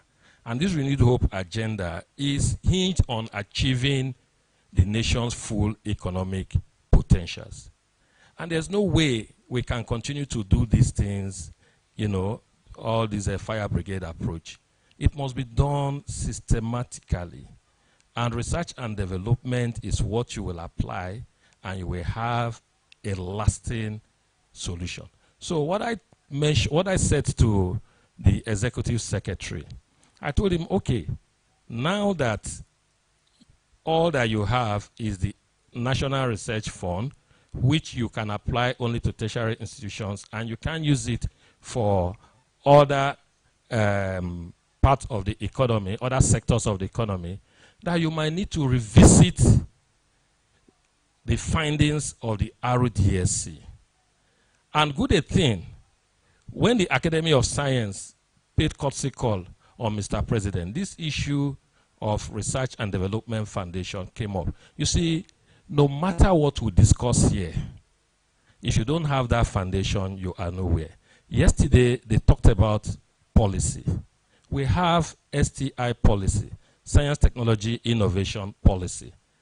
But in the implementation, and how are you going to pursue all these research efforts without appropriate funding? Yes, collaboration is important, having appropriate data, knowing who can do what, knowing who has what, knowing who has infrastructure. NASENI is here established to provide the science and technology or science and engineering infrastructures. If we have these infrastructures, appropriate infrastructures, it will make R&D very easy. I tell you a short story, but I'll try to code it because it's a top secret. It's classified. It has not been declassified. When I was DG DRDB, I think you had when Professor Bugaje mentioned my name yesterday. As DG DRDB, we had to go into an area of research in order to address some of the challenges we're facing in the Northeast. I was tasked to do that. And so what I did was to visit some institutions, visit some research institutions. Along the line, I met Professor Bugaje. I specifically went to Center for Research and Energy, Center for Energy Research and Training under ABU Zaria. And so we put heads together, and I attached some military officers to them. For 6 months, those officers were living there with them. They were working day and night, getting data, getting samples. At the end of the day, they were able to come up with the requirements for achieving that particular product that will enhance military operations. But the infrastructure to further that exercise was not in Nigeria, talking about a photonic lab. And then how much was this photonic lab? Then it for maybe about $5 million. Is that what we cannot afford? And this photonic lab is not just for military research. It could be used for medical, agriculture, you know, cut across the various sectors of the economy.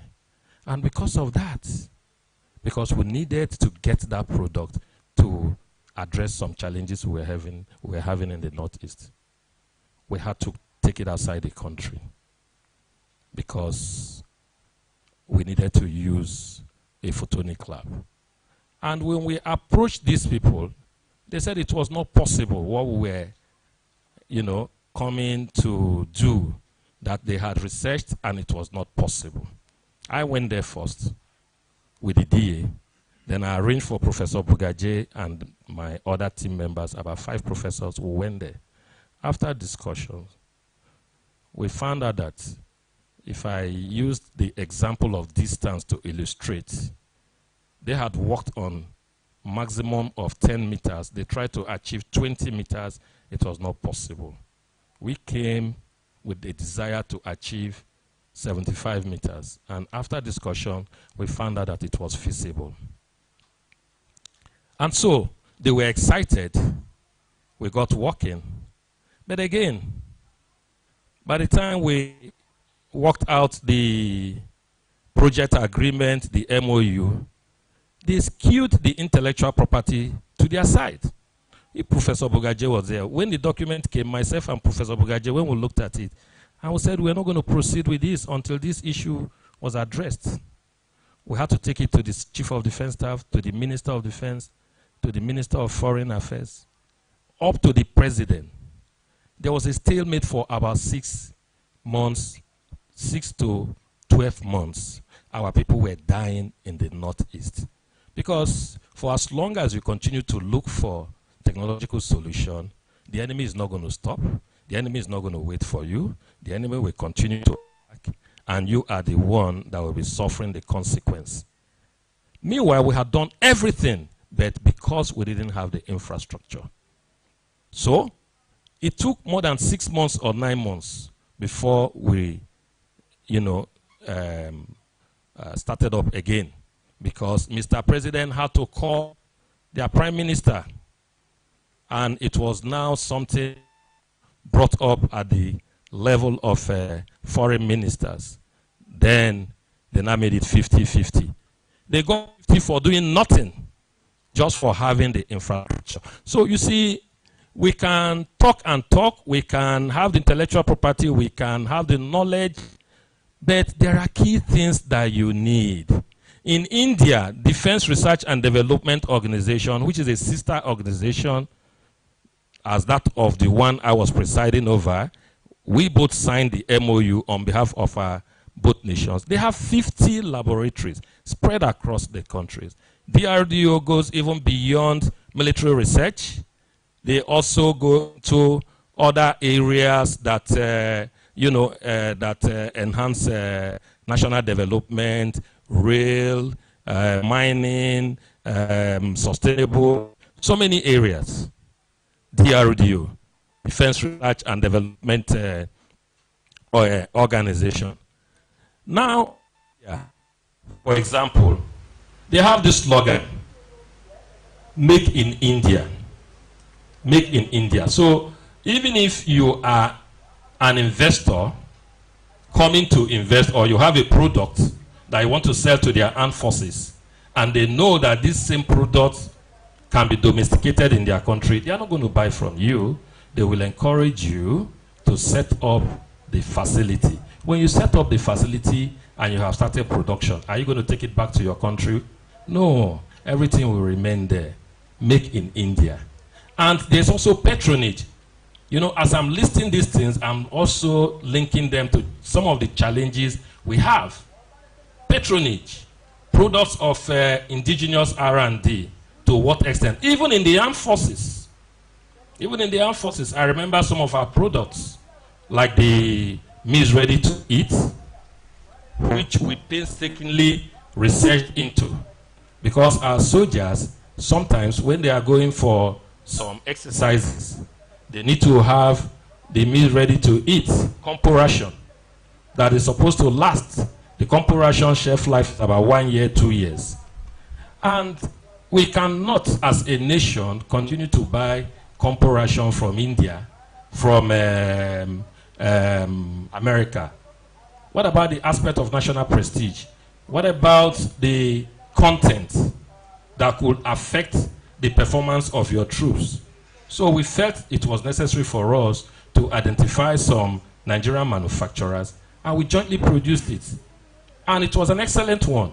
But again, the same people that are supposed to use it were not patronizing us. So it's not just the military. Look at what is happening in Aba.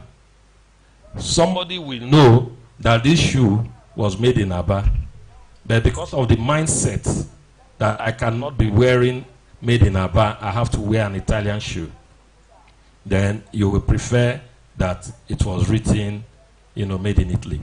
So I know I have spent so much time. Thank you for giving me this time. So if we now, you know, look at this, looking at the agenda, those agenda items, defense and security is one of them.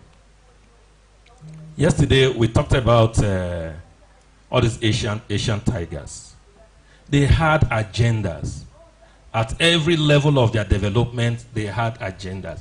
But these agendas were painstakingly pursued and implemented through research, development, and innovation. I think about 1985, talking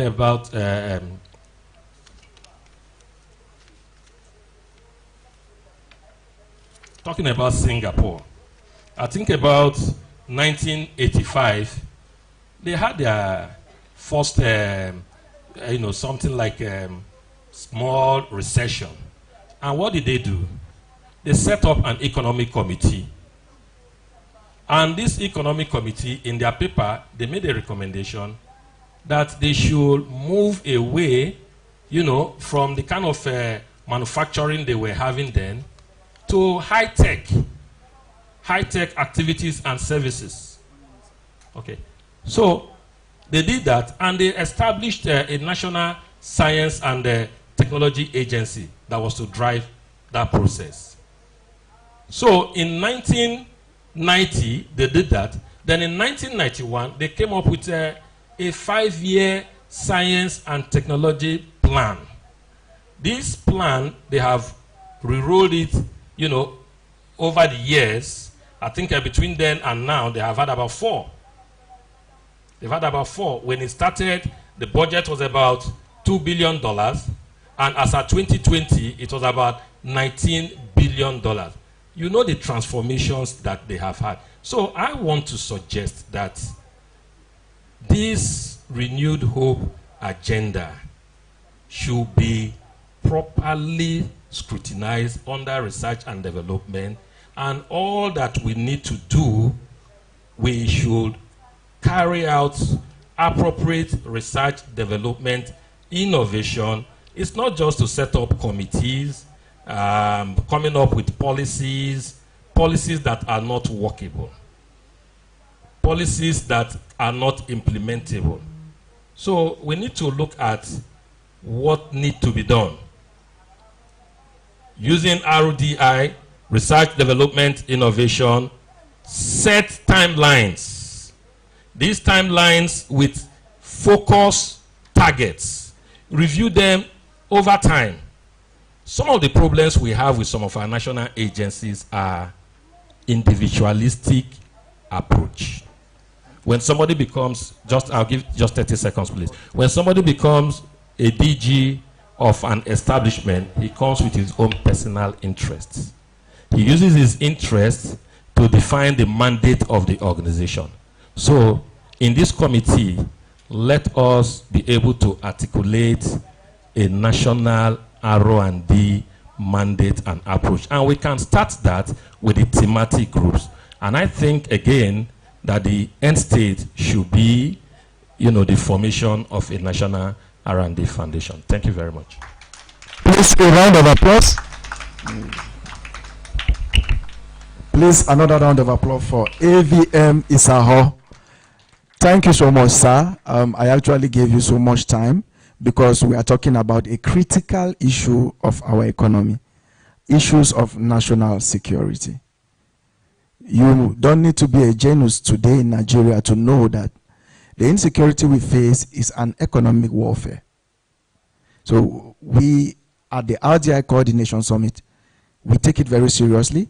That is why in the exercise that will be going around this afternoon, the first item on that priority area, the very first priority area, even on the presidential priorities, the very first, I insist, is strengthening national security for peace and prosperity.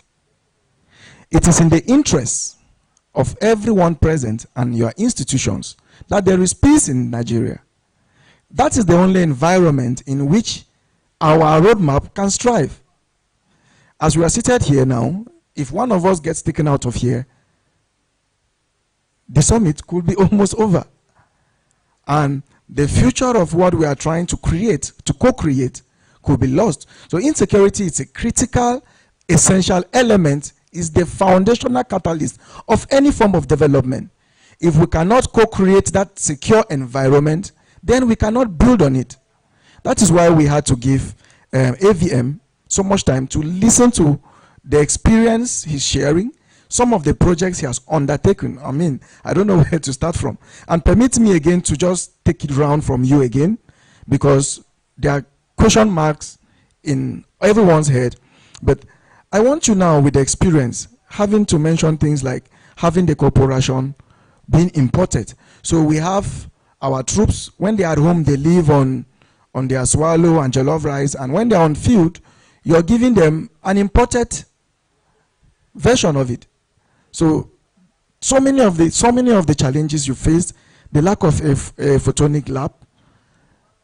We want to imagine the impact that laboratory would have had. We want to imagine that a lot of the security challenges that have tripled, because the security will not wait, it keeps multiplying.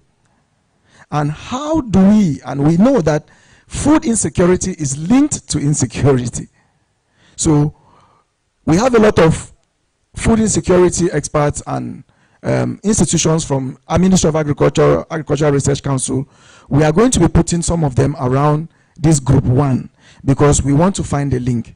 Now, in your opinion, AVM, how can, you have mentioned what is lacking, the disconnect in the RDI, the experience you've had, the funding issues, that your organization could not raise $5 million, and someone had to take 50% of our national security assets just because they have an infrastructure.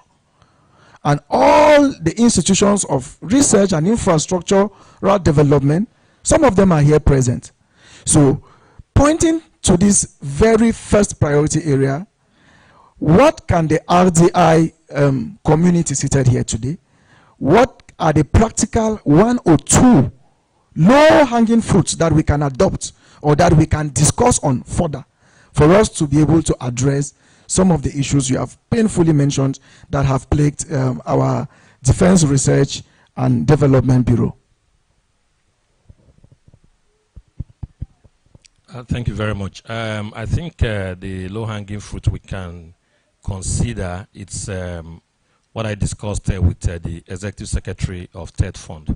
And it's also linked with what brought me, in contact with Professor Bogoro, because when I was the DG, I realized, having interfaced with the various services, I realized that there were areas that needed, for us to research on, but there was no funding for those areas. It will shock you to know that if you look at the Armed Forces, budget for 5 years, you will not see $1 for R&D. Is that bad? So what I did, I discussed with the executive secretary. I said, what we can do in the meantime, since you are interested in partnering with the armed forces, and by your mandate, you are not expected to fund military research. So we will have an interface with the institutions. In other words, we'll find out what are those areas, those research need areas for the armed forces. We will now pass it on to TED Fund. TED Fund will identify universities that have the capacity to undertake such researches. TED Fund will now fund them. And the outcome of that research, which is the product, will be delivered to the armed forces. So, of course, at a stage, we know that there will be partnership, because maybe the work emanating from the university might not have reached the level of utilization. There might need to be collaboration with the industries. But all these things can be worked out. So I think that one of the low-hanging fruits that this meeting or summit can do for the armed forces, to interface with the armed forces, which I can help them to do, identify some of those urgent areas of research, and get eggheads here and some other bodies to do it while getting appropriate funding, which they can use, and the product of that research will now be utilized by the armed forces. I know as I was talking, the representative of Naseni was looking at me. One other area I didn't mention, I was also at Naseni as the coordinator of defense equipment production. At the heat of the insurgency, the immediate past administration had to direct the chief executive of Naseni to start looking at defense equipment production. And I was seconded to Naseni, to assist them in developing that effort. So Naseni also has, the wherewithal to support the armed forces in either the research, development, innovation, even up to the production level. Thank you. Please, a round of applause for that. We have the commitment of the AVM that we are going to leave here today with a functional working group or a steering committee for defense research. Please, another round of applause for that commitment. I am so glad that AVM will be one of the chair or co-chair of that panel, because in our priority sector, we have a technical facilitator. So in each group, we depend on the group to nominate whoever is chairing their group. So I'm already advocating for AVM to chair group 1, which is the group that will be talking on strengthening national security for peace and prosperity. AVM, thank you so much for this. Let me move straight to my chairman. My sincere apologies for taking over your panel, sir. When we got to an issue of national security, and we know how emotional we should get as researchers, as engineers, and when we hear things like we are importing almost all of our military hardware, and I mean, it's heartbreaking, because as Koren, this is where all the engineers are gathered. Now, we want to know from you, sir. I want to get your feedback. At the same time, I would like to know if there is, and if there is not, we would like a commitment that the engineers in Koren, the technicians, and all other resources that Koren can bring on board to be part of the co-created research committee or group or working group, whatever we'll call it at the end of the day, that is going to be speaking to strengthening national security for peace and prosperity. That would be my first question to you, sir. The contribution of Koren to that. Thank you very much. I think before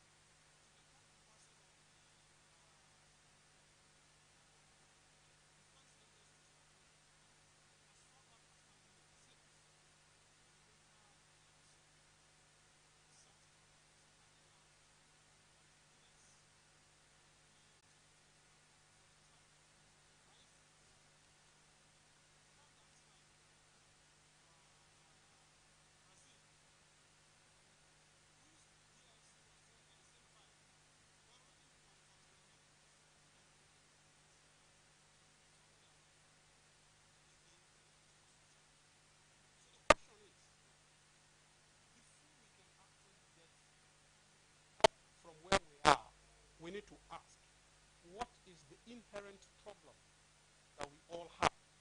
That when we have beautiful policies, beautiful things that we want to do, somewhere along the line, and I think this is one takeaway I want us to have. Is it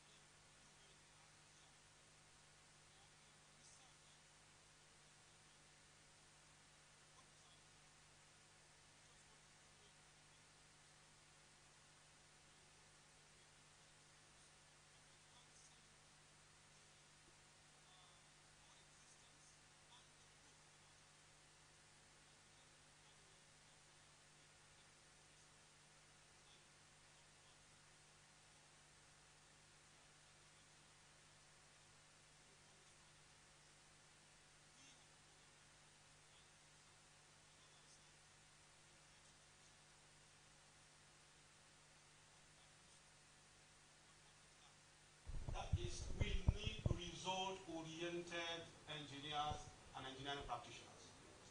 If you are in the defense, we expect that you will certainly have, just like the AVM said, some what you call private or things that you don't want to discuss outside this area.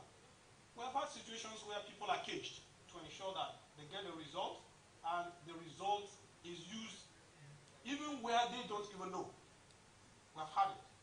So we are thinking that it is important for us as a matter of national security that wherever you find yourselves, you must first and foremost represent that constituency that we call engineering. It is very important. We are doing this by ensuring that you don't just do your work and get a result. No, we're doing it by ensuring that whatever you're doing, we are collaborating with sister agencies within the country and outside the country.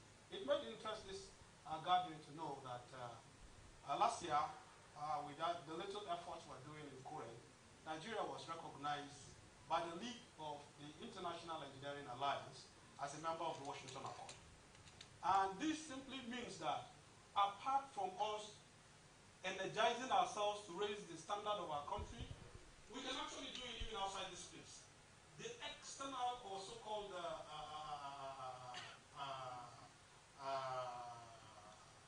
international agencies outside this country recognizes us as such. So why do we want to go and contribute outside this country as opposed to doing it in this country? The NGO mentioned what do you call it?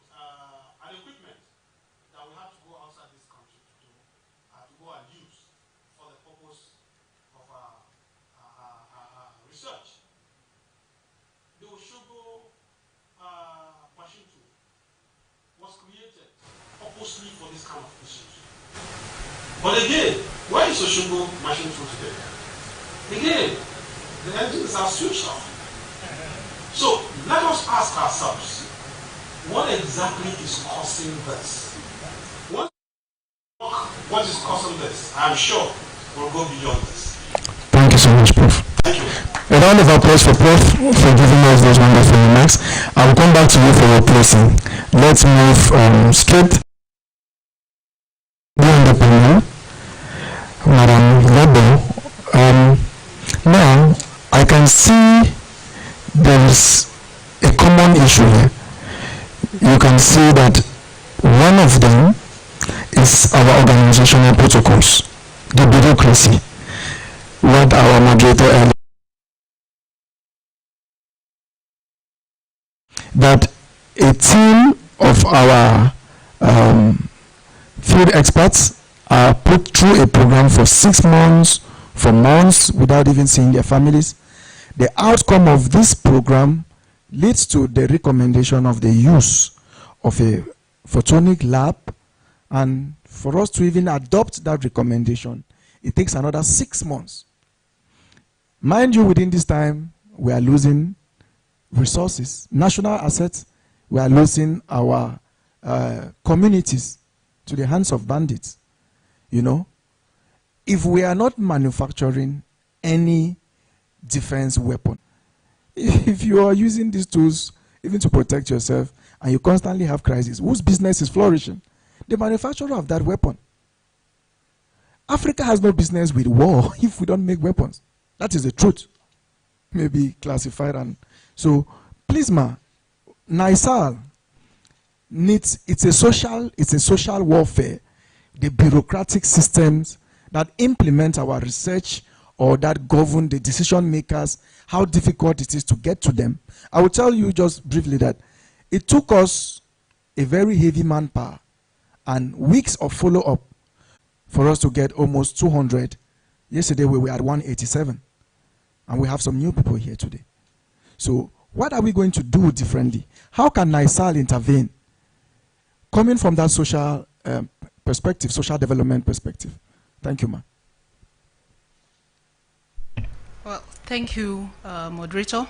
So I think for NISA, in terms of penetrating institutions to actually disseminate research findings or research interventions towards national development, we have leveraged a number of strategies, and part of them is what we are currently doing today at NISA. So we're having a seminar series, which is a monthly series. So the first for this year is happening today, right now, on digital policing. So what we do after conducting our research is to bring the key stakeholders together, disseminate what we have done and what we think they can do better to change the narratives. Though it's not always easy for us getting them, bringing them on board. I must tell you this with all sincerity. So another strategy also that we have leveraged is through our publications. Though this is a digital age, most people don't even sit down to read publications, but we have different medium or mechanisms of having these publications, maybe just short blogs, policy briefs, policy memorandum, depending on the stakeholder we are talking to. So we use these various platforms to actually get to them. It has not been easy, and this in a way has been affecting research uptake. So one thing that I know that is certain in Nigeria is that in the recent time, or even in the time past, development agenda has largely skewed towards political interest, political inclination, relegating research to the background. So this is why we're having these challenges, that it's becoming increasingly difficult to actually bring the relevant stakeholders, those in the public space, private space, to actually speak to them about what needs to be done to change the narratives. So until we will need coordination across all stakeholders. Aside from the fact that we'll be having knowledge production, how do we ensure that this knowledge flow across? Because we cannot just operate in silo, we cannot just conduct research and just keep it on our shelves. We have to look for a way to ensure that there is knowledge flow. And to do this, research institutions have to start coming up in kind of collaborative manners, not just doing things alone.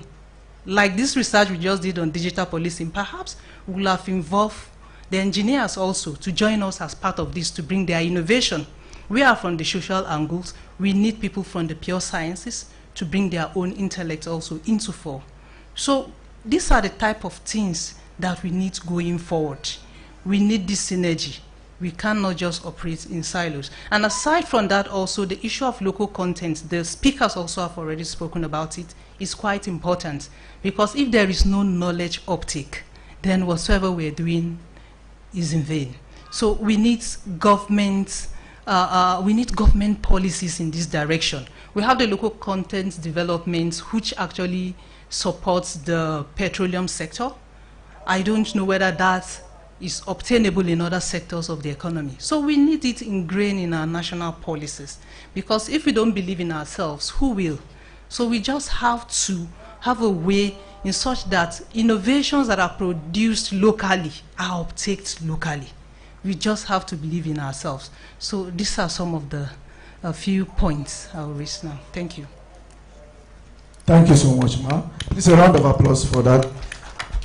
Yes. We truly need to have a coordination platform across the various stakeholders, especially around the social and economic development and research institutes. So I would like you to close, Ma. I would like you to give your closing. I would like your closing to highlight for us. You mentioned that NISA has 7 departments. Yes. And one of the pillars of the presidential priorities we are looking at here is the focus on education. Priority number 6, focus on education, health, and social investment as essential pillars of development. Now, so we are not talking in the air. Among these 7 departments, I would like you to identify for us the relevant departments. I know we have a technical facilitator assigned to presidential priority 6. We have, let me verify that information. Presidential priority 6, we have Dr. Vincent of NIMR and Professor Kenneth Uwa. Please, are you here? Yes. Thank you so much. They're already even on the same line. So I would like you, Ma, to give us which of these 7 departments are relevant for us in addressing priority number 6, and can we get further by engaging that department?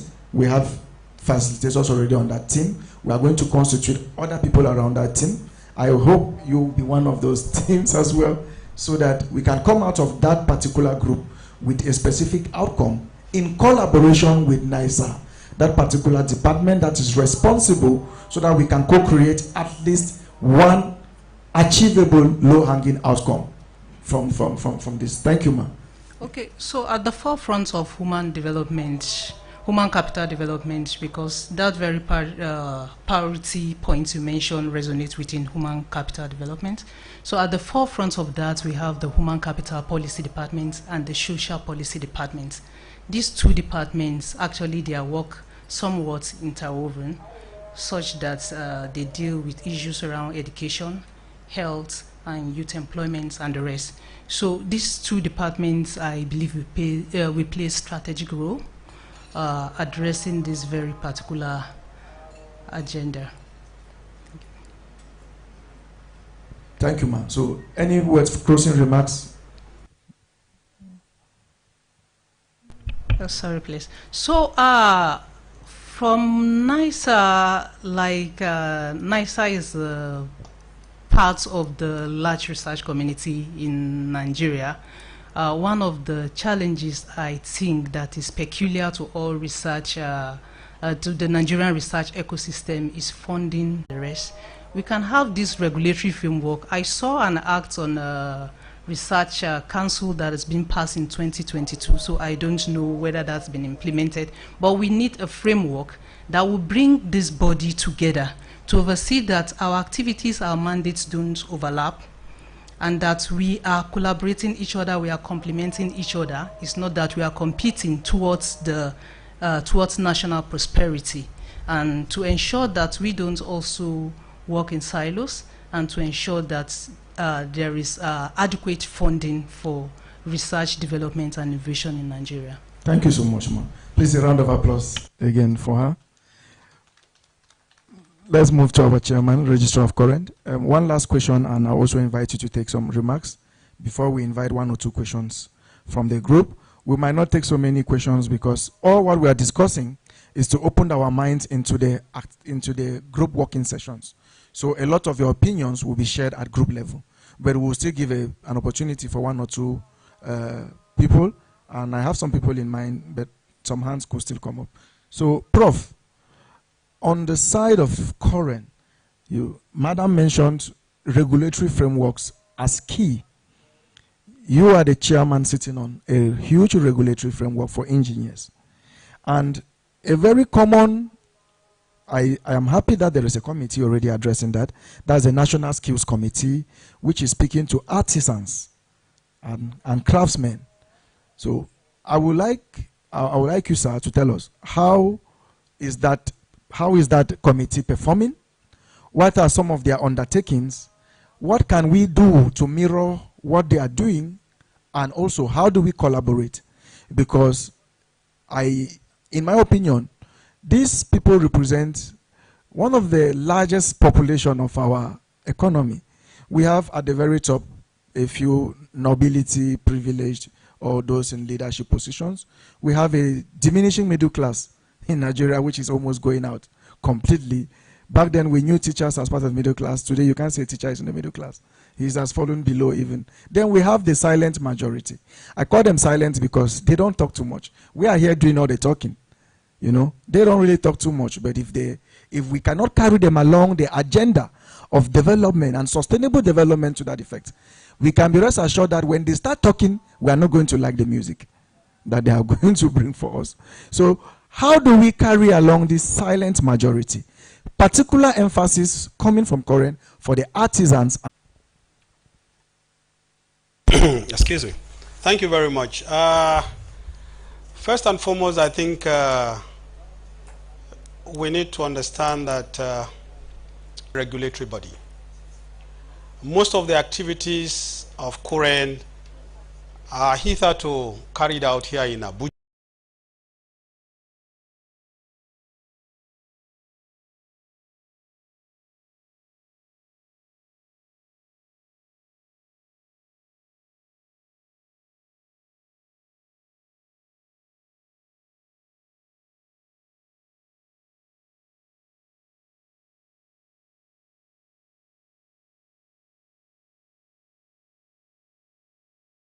Lead paper presenter, Minister of Budget and Economic Planning. The summit is at the instance of Wakren and Reich SD with financial support from FCDO UK.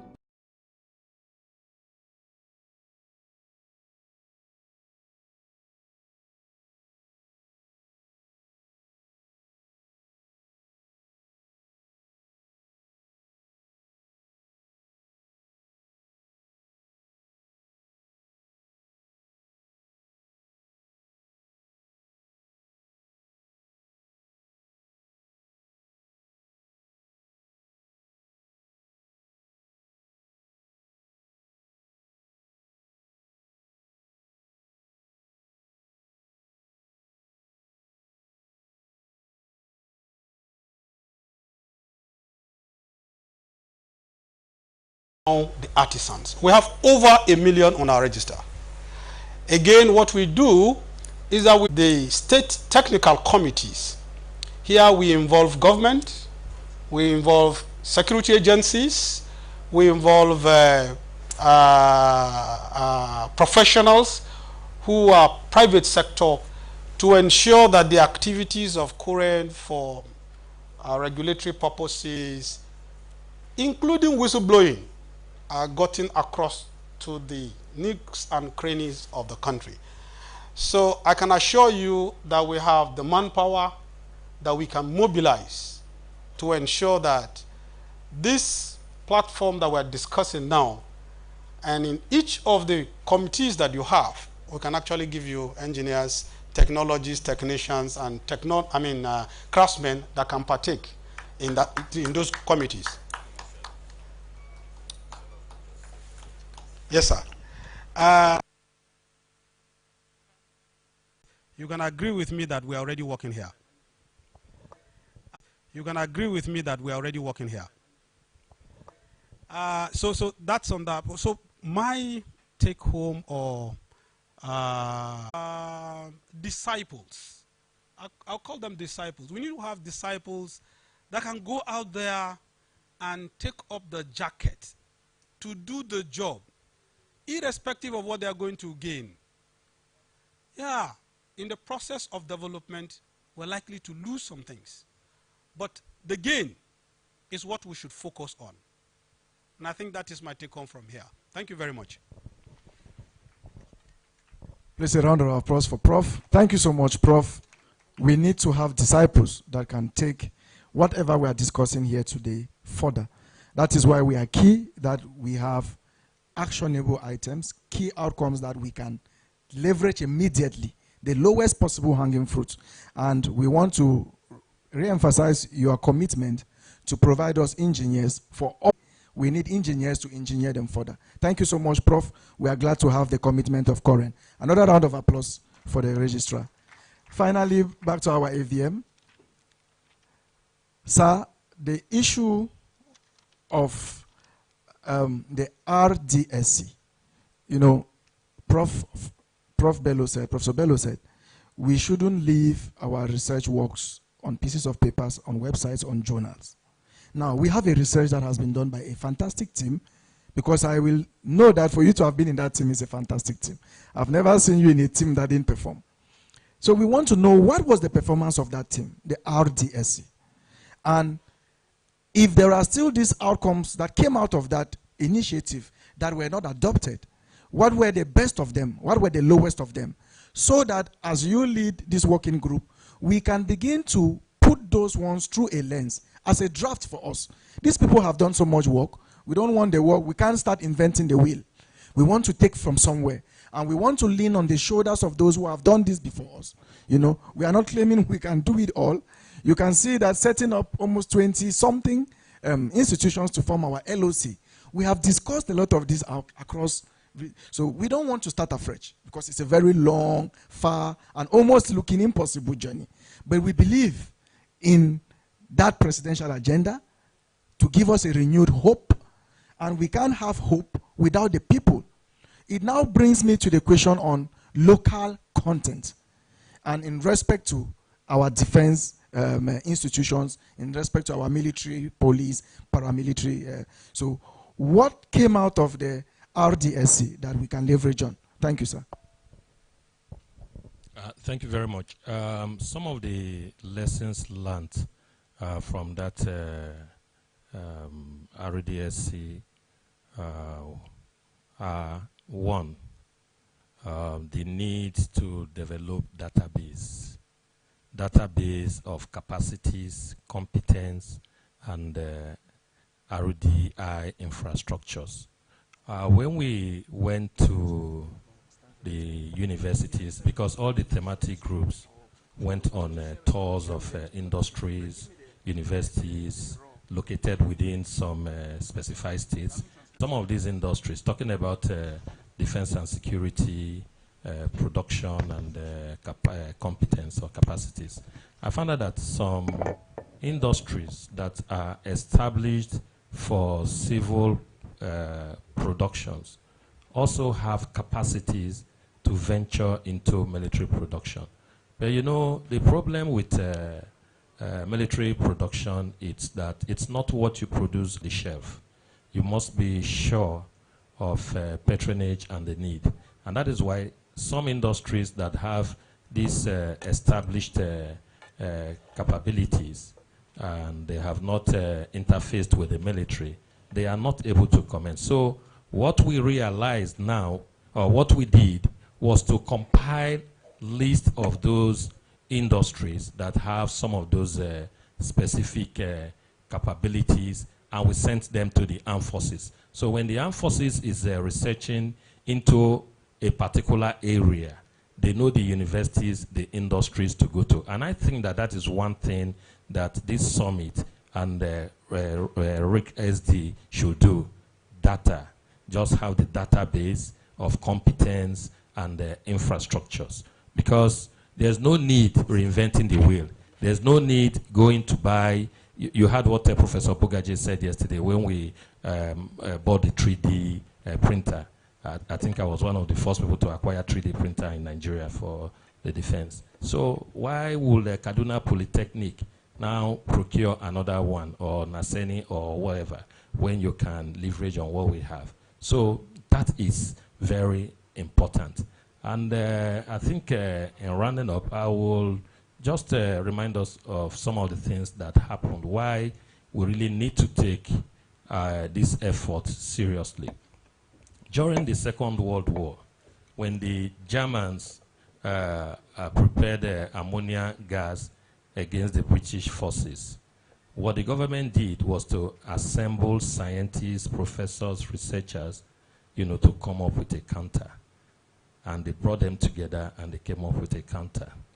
We have been fighting this insurgency for over how many years? I don't know how many professors that have researched or that have come up with some solutions that will help to address some of our security challenges.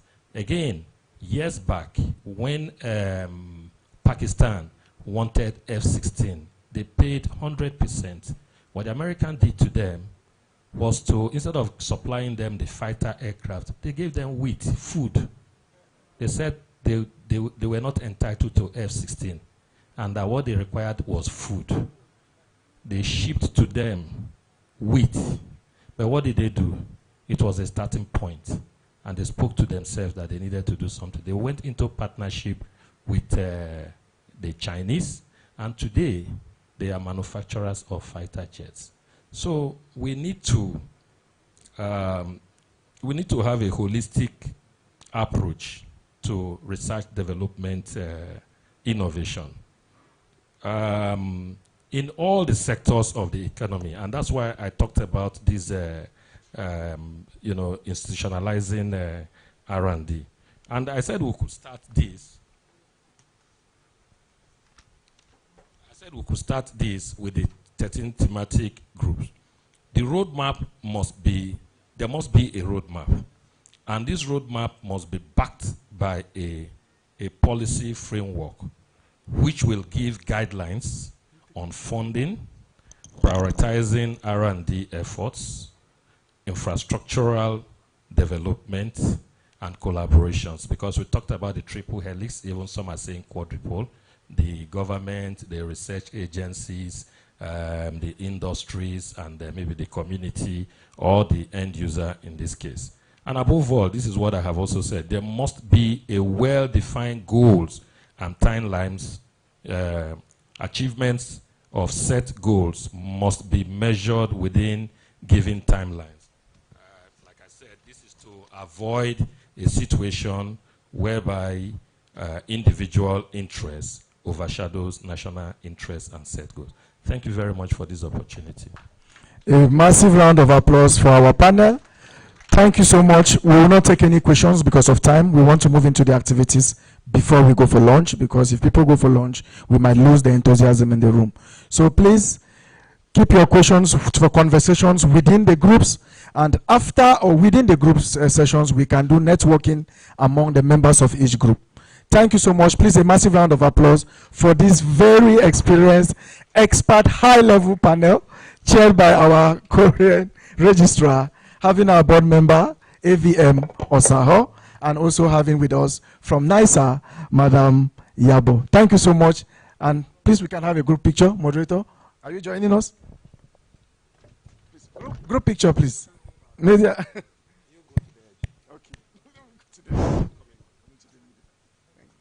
the middle of the two.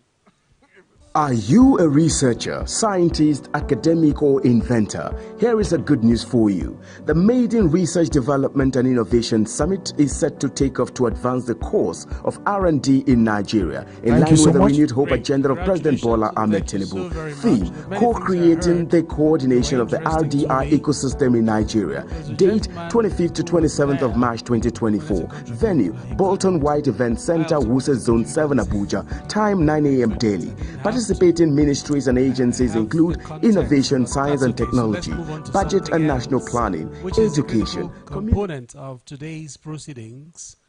You're already seated, but we're going to have to move you, unfortunately, or fortunately actually, because you need to stand and stretch a bit. So that's going to happen when you're going to relocate to a different table. But I'm waiting for us to show on the screen the names in each group. Can we have the... Yeah, production will put that up. I can as well read. Okay, it's coming up. We need it right away. So here is what's going to happen. We have tried to collapse all of the critical sectors of the economy to 8. There are many more, but there are 8 we're going to zero in on. Those are the 8. Your names are tiny, but you would need spectacles, some of you, to see, or move closer to the screen so you see what group you're into. The facilitators are seated in their groups. They're already known. I hope they are in their groups. They've been briefed. So all we need to do is to check your name against what group. The tables are numbered. Never mind that is in ink. It's longhand. But the tables are shown, the groups are on each table. Just check and move to the table that corresponds with your name and the grouping. There are 8 groups. So the groupings are 8. 4 at the back, 4 in front. So we need you to co-create strategies for RDI in those sectors. I hope you can see clearly. If you can see your name and the group against your name, then please get up and check for where that group is. Oh, but it's easy. we can also read the names. 3, 4. Whilst they check. Please, let's read so it will be faster. So I have group 1, group... Ahmed, can you guide me? Group 1, group 2, 3, just like this. And then at the back, what do you do? 5, 6, 7, 8. Okay, we'll start with group 1. Group 1 is going to be focusing on strengthening national security for peace and prosperity. Technical facilitator lead for that group, Professor D.J.U. Kala. Professor Kala, if you are here, please, with a wave of hand, a round of applause for him as he takes lead on that table. He will be joined on that group by Engineer Michael of NSPRI. Engineer Michael, kindly wave your hand and move to group 1. AVM Saho, of course, will be in that group, but he's excusing us for the moment. He will be back with us tomorrow to take the press release. And joining that group 1, we have Dr. JJ Ajakaja from Nigerian Data Protection Commission, group 1. We have Umo NM from NICO, group 1. Ido EFIC from Federal Ministry of Agriculture, Group 1.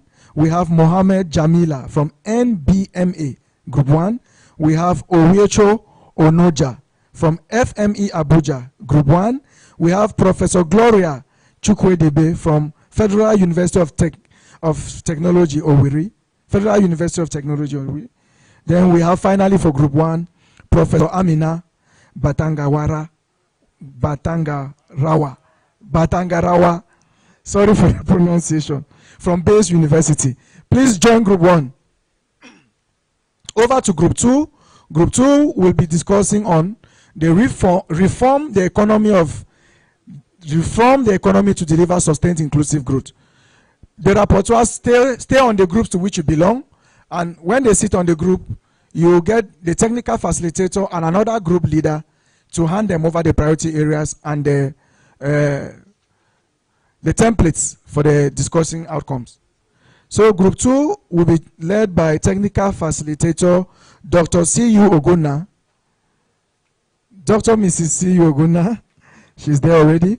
She will be joined by Comfort Ochedo from TEDFON, Mrs. Ofora Rita from Federal Ministry of Water Resources, Daniel Ibeme Judith from FARM, Abdullahi Mohammed from ARMTI, Owen Iyoha from EcoConnect, Chiagozim Otiechere from Redeemers University, Karim Wahid from Unilorin, Abana Aisha Shehu from Lagos Commodities and Futures Exchange, Jubril Mohammed SON, and Aja Mariam Amoge from SON.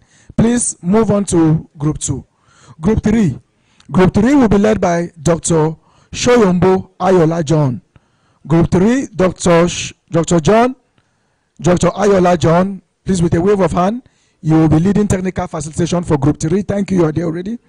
Joining Group 3 will be Christabel Nnamdi from NABDA. Dr. Shitu from NABDA. Bello AH from NBTE. Dr. Salisu Umar from Auchi Polytechnic. Iran Mohammed from Auchi Polytechnic. Emeka Joseph from Naseni. Grace Omieza. Habu Suleiman from Solfiltech. Professor A.U. Uweze from IMT Enugu, and Abdullahi Hassan Abdullahi from Naseni. That will form Group 3. Group 4 will be led by Technical Facilitator Dr. Karim Wahid. Dr. Karim, are you in Group 4 with a wave of hand? Dr. Karim Wahid of Group 4, Technical Facilitator. Group 4. Do we have Dr. Karim? Okay. So Group 4, we have Dr. Karim. Joining Group 4 will be Ibe Kingsley from Nibri, Dr. Ola Kunle from NERDC. Yes, Group 4. Professor Umar Gaya from Naseni, Group 4. Dr. Emmanuel Asaha from FEC Tech, Benin. Mansour Adam from Africa Science Association of Okoro Abara from Federal Ministry of Science, Tech and Innovation. Dr. Uche M. Mbamba from ISPON. Susan Dasuk from O2 International. Hemsaya Blessing from O2. Please, the waiters, if there's a group where the chairs around the table are not enough, kindly provide them more chairs. Moving on to Group 5. Group 5, just behind Group 4. Group 5 will be led by Professor Akin Adesinyawa. So, Prof, you lead the technical facilitation for Group 5. Joining you on Group 5 will be Sanisu Atta from Federal Ministry of Solid Minerals, Mr. Suleiman Abu from RMRDC, Raw Materials, Umar Mohammed from Bayes University, Odu Yimbona from 101, Lukman Popola from Raikesdi, Dr. Olapuju Ufiobe from IITA/FANN, Engineer Olayinka Agbola from PTDF, Bako Nwakubu from O2 International. That will be Group 5. We move over to Group 6. Group 6 will be led by Technical Facilitator Dr. Vincent from NIMR and Professor Kenneth Uwa. So Group 6 is next to Group 5. Joining Group 6 will be Mutar Ibrahim from NISA, Iyabo Olariente,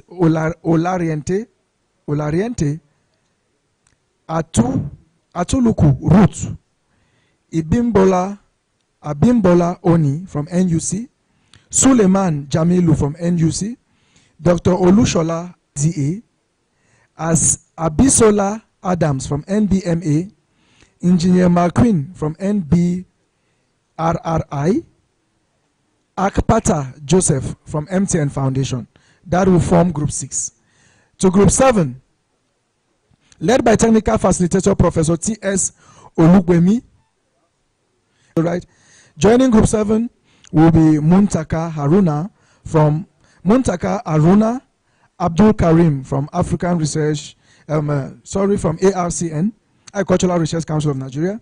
We have Engineer Azuba Isaac from NCMA, Dr. Isona Gold from NIFOR, Kate, Kate Mba from Federal Ministry of Water Resources, Dr. Justin Ewuziem from NRCRI, Professor Johnson Ade Dayo from IART, Ajuba Pauline from Agri-Tech Post-Harvest Innovation, Dr. Timothy Sarah from NISAL, Raphael, Professor O.A.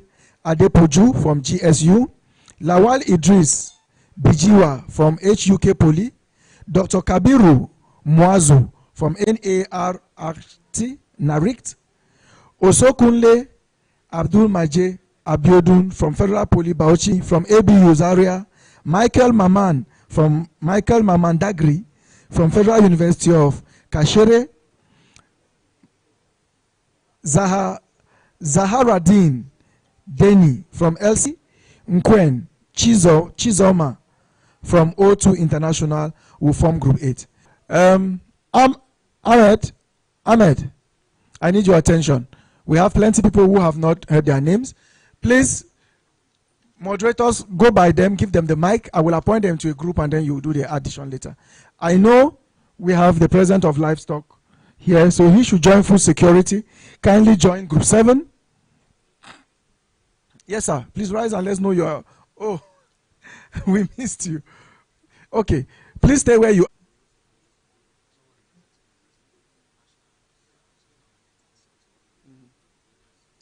Representative of President of Association of Letters, Nigerian Association of Letters, kindly join groups. Please sit very close to the technical facilitators or the group leads so that you can get first-hand information and well as take just the outcomes of the conversation. It will be easier for us because a lot of people will be talking very fast. So do the recording with your mobile device. Then at the end of this conversation, if you are not clear, report to the technical. Everybody has a group. Oh.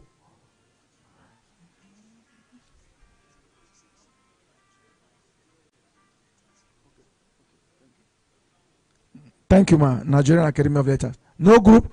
You're already in Group 1. So strengthening national security, please maintain it. And Secretariat, please update. Ahmed, update Group 1 as well. Any other person who doesn't have a group? Okay. Hope everyone has a group now. Thank you so much. Thank you so much. So we are going to be discussing in each group around the 8 presidential priority areas of President Bola Ahmed Tinubu. You have on each table technical facilitators who are briefed, who have set this together, and you also have rapporteurs that will be taking notes of what you are discussing. Thank you so much. If you need any assistance or clarity, you can call on us as well as the technical facilitators within the groups. Thank you. The conversation will take place for an hour, 30 minutes before we reflect on the outcomes for another 10 health and social welfare, finance, marine and blue economy, NIPS, NBTE, Koren among others. Keynote speakers, Minister of Innovation, Science and Technology, lead paper presenter, Minister of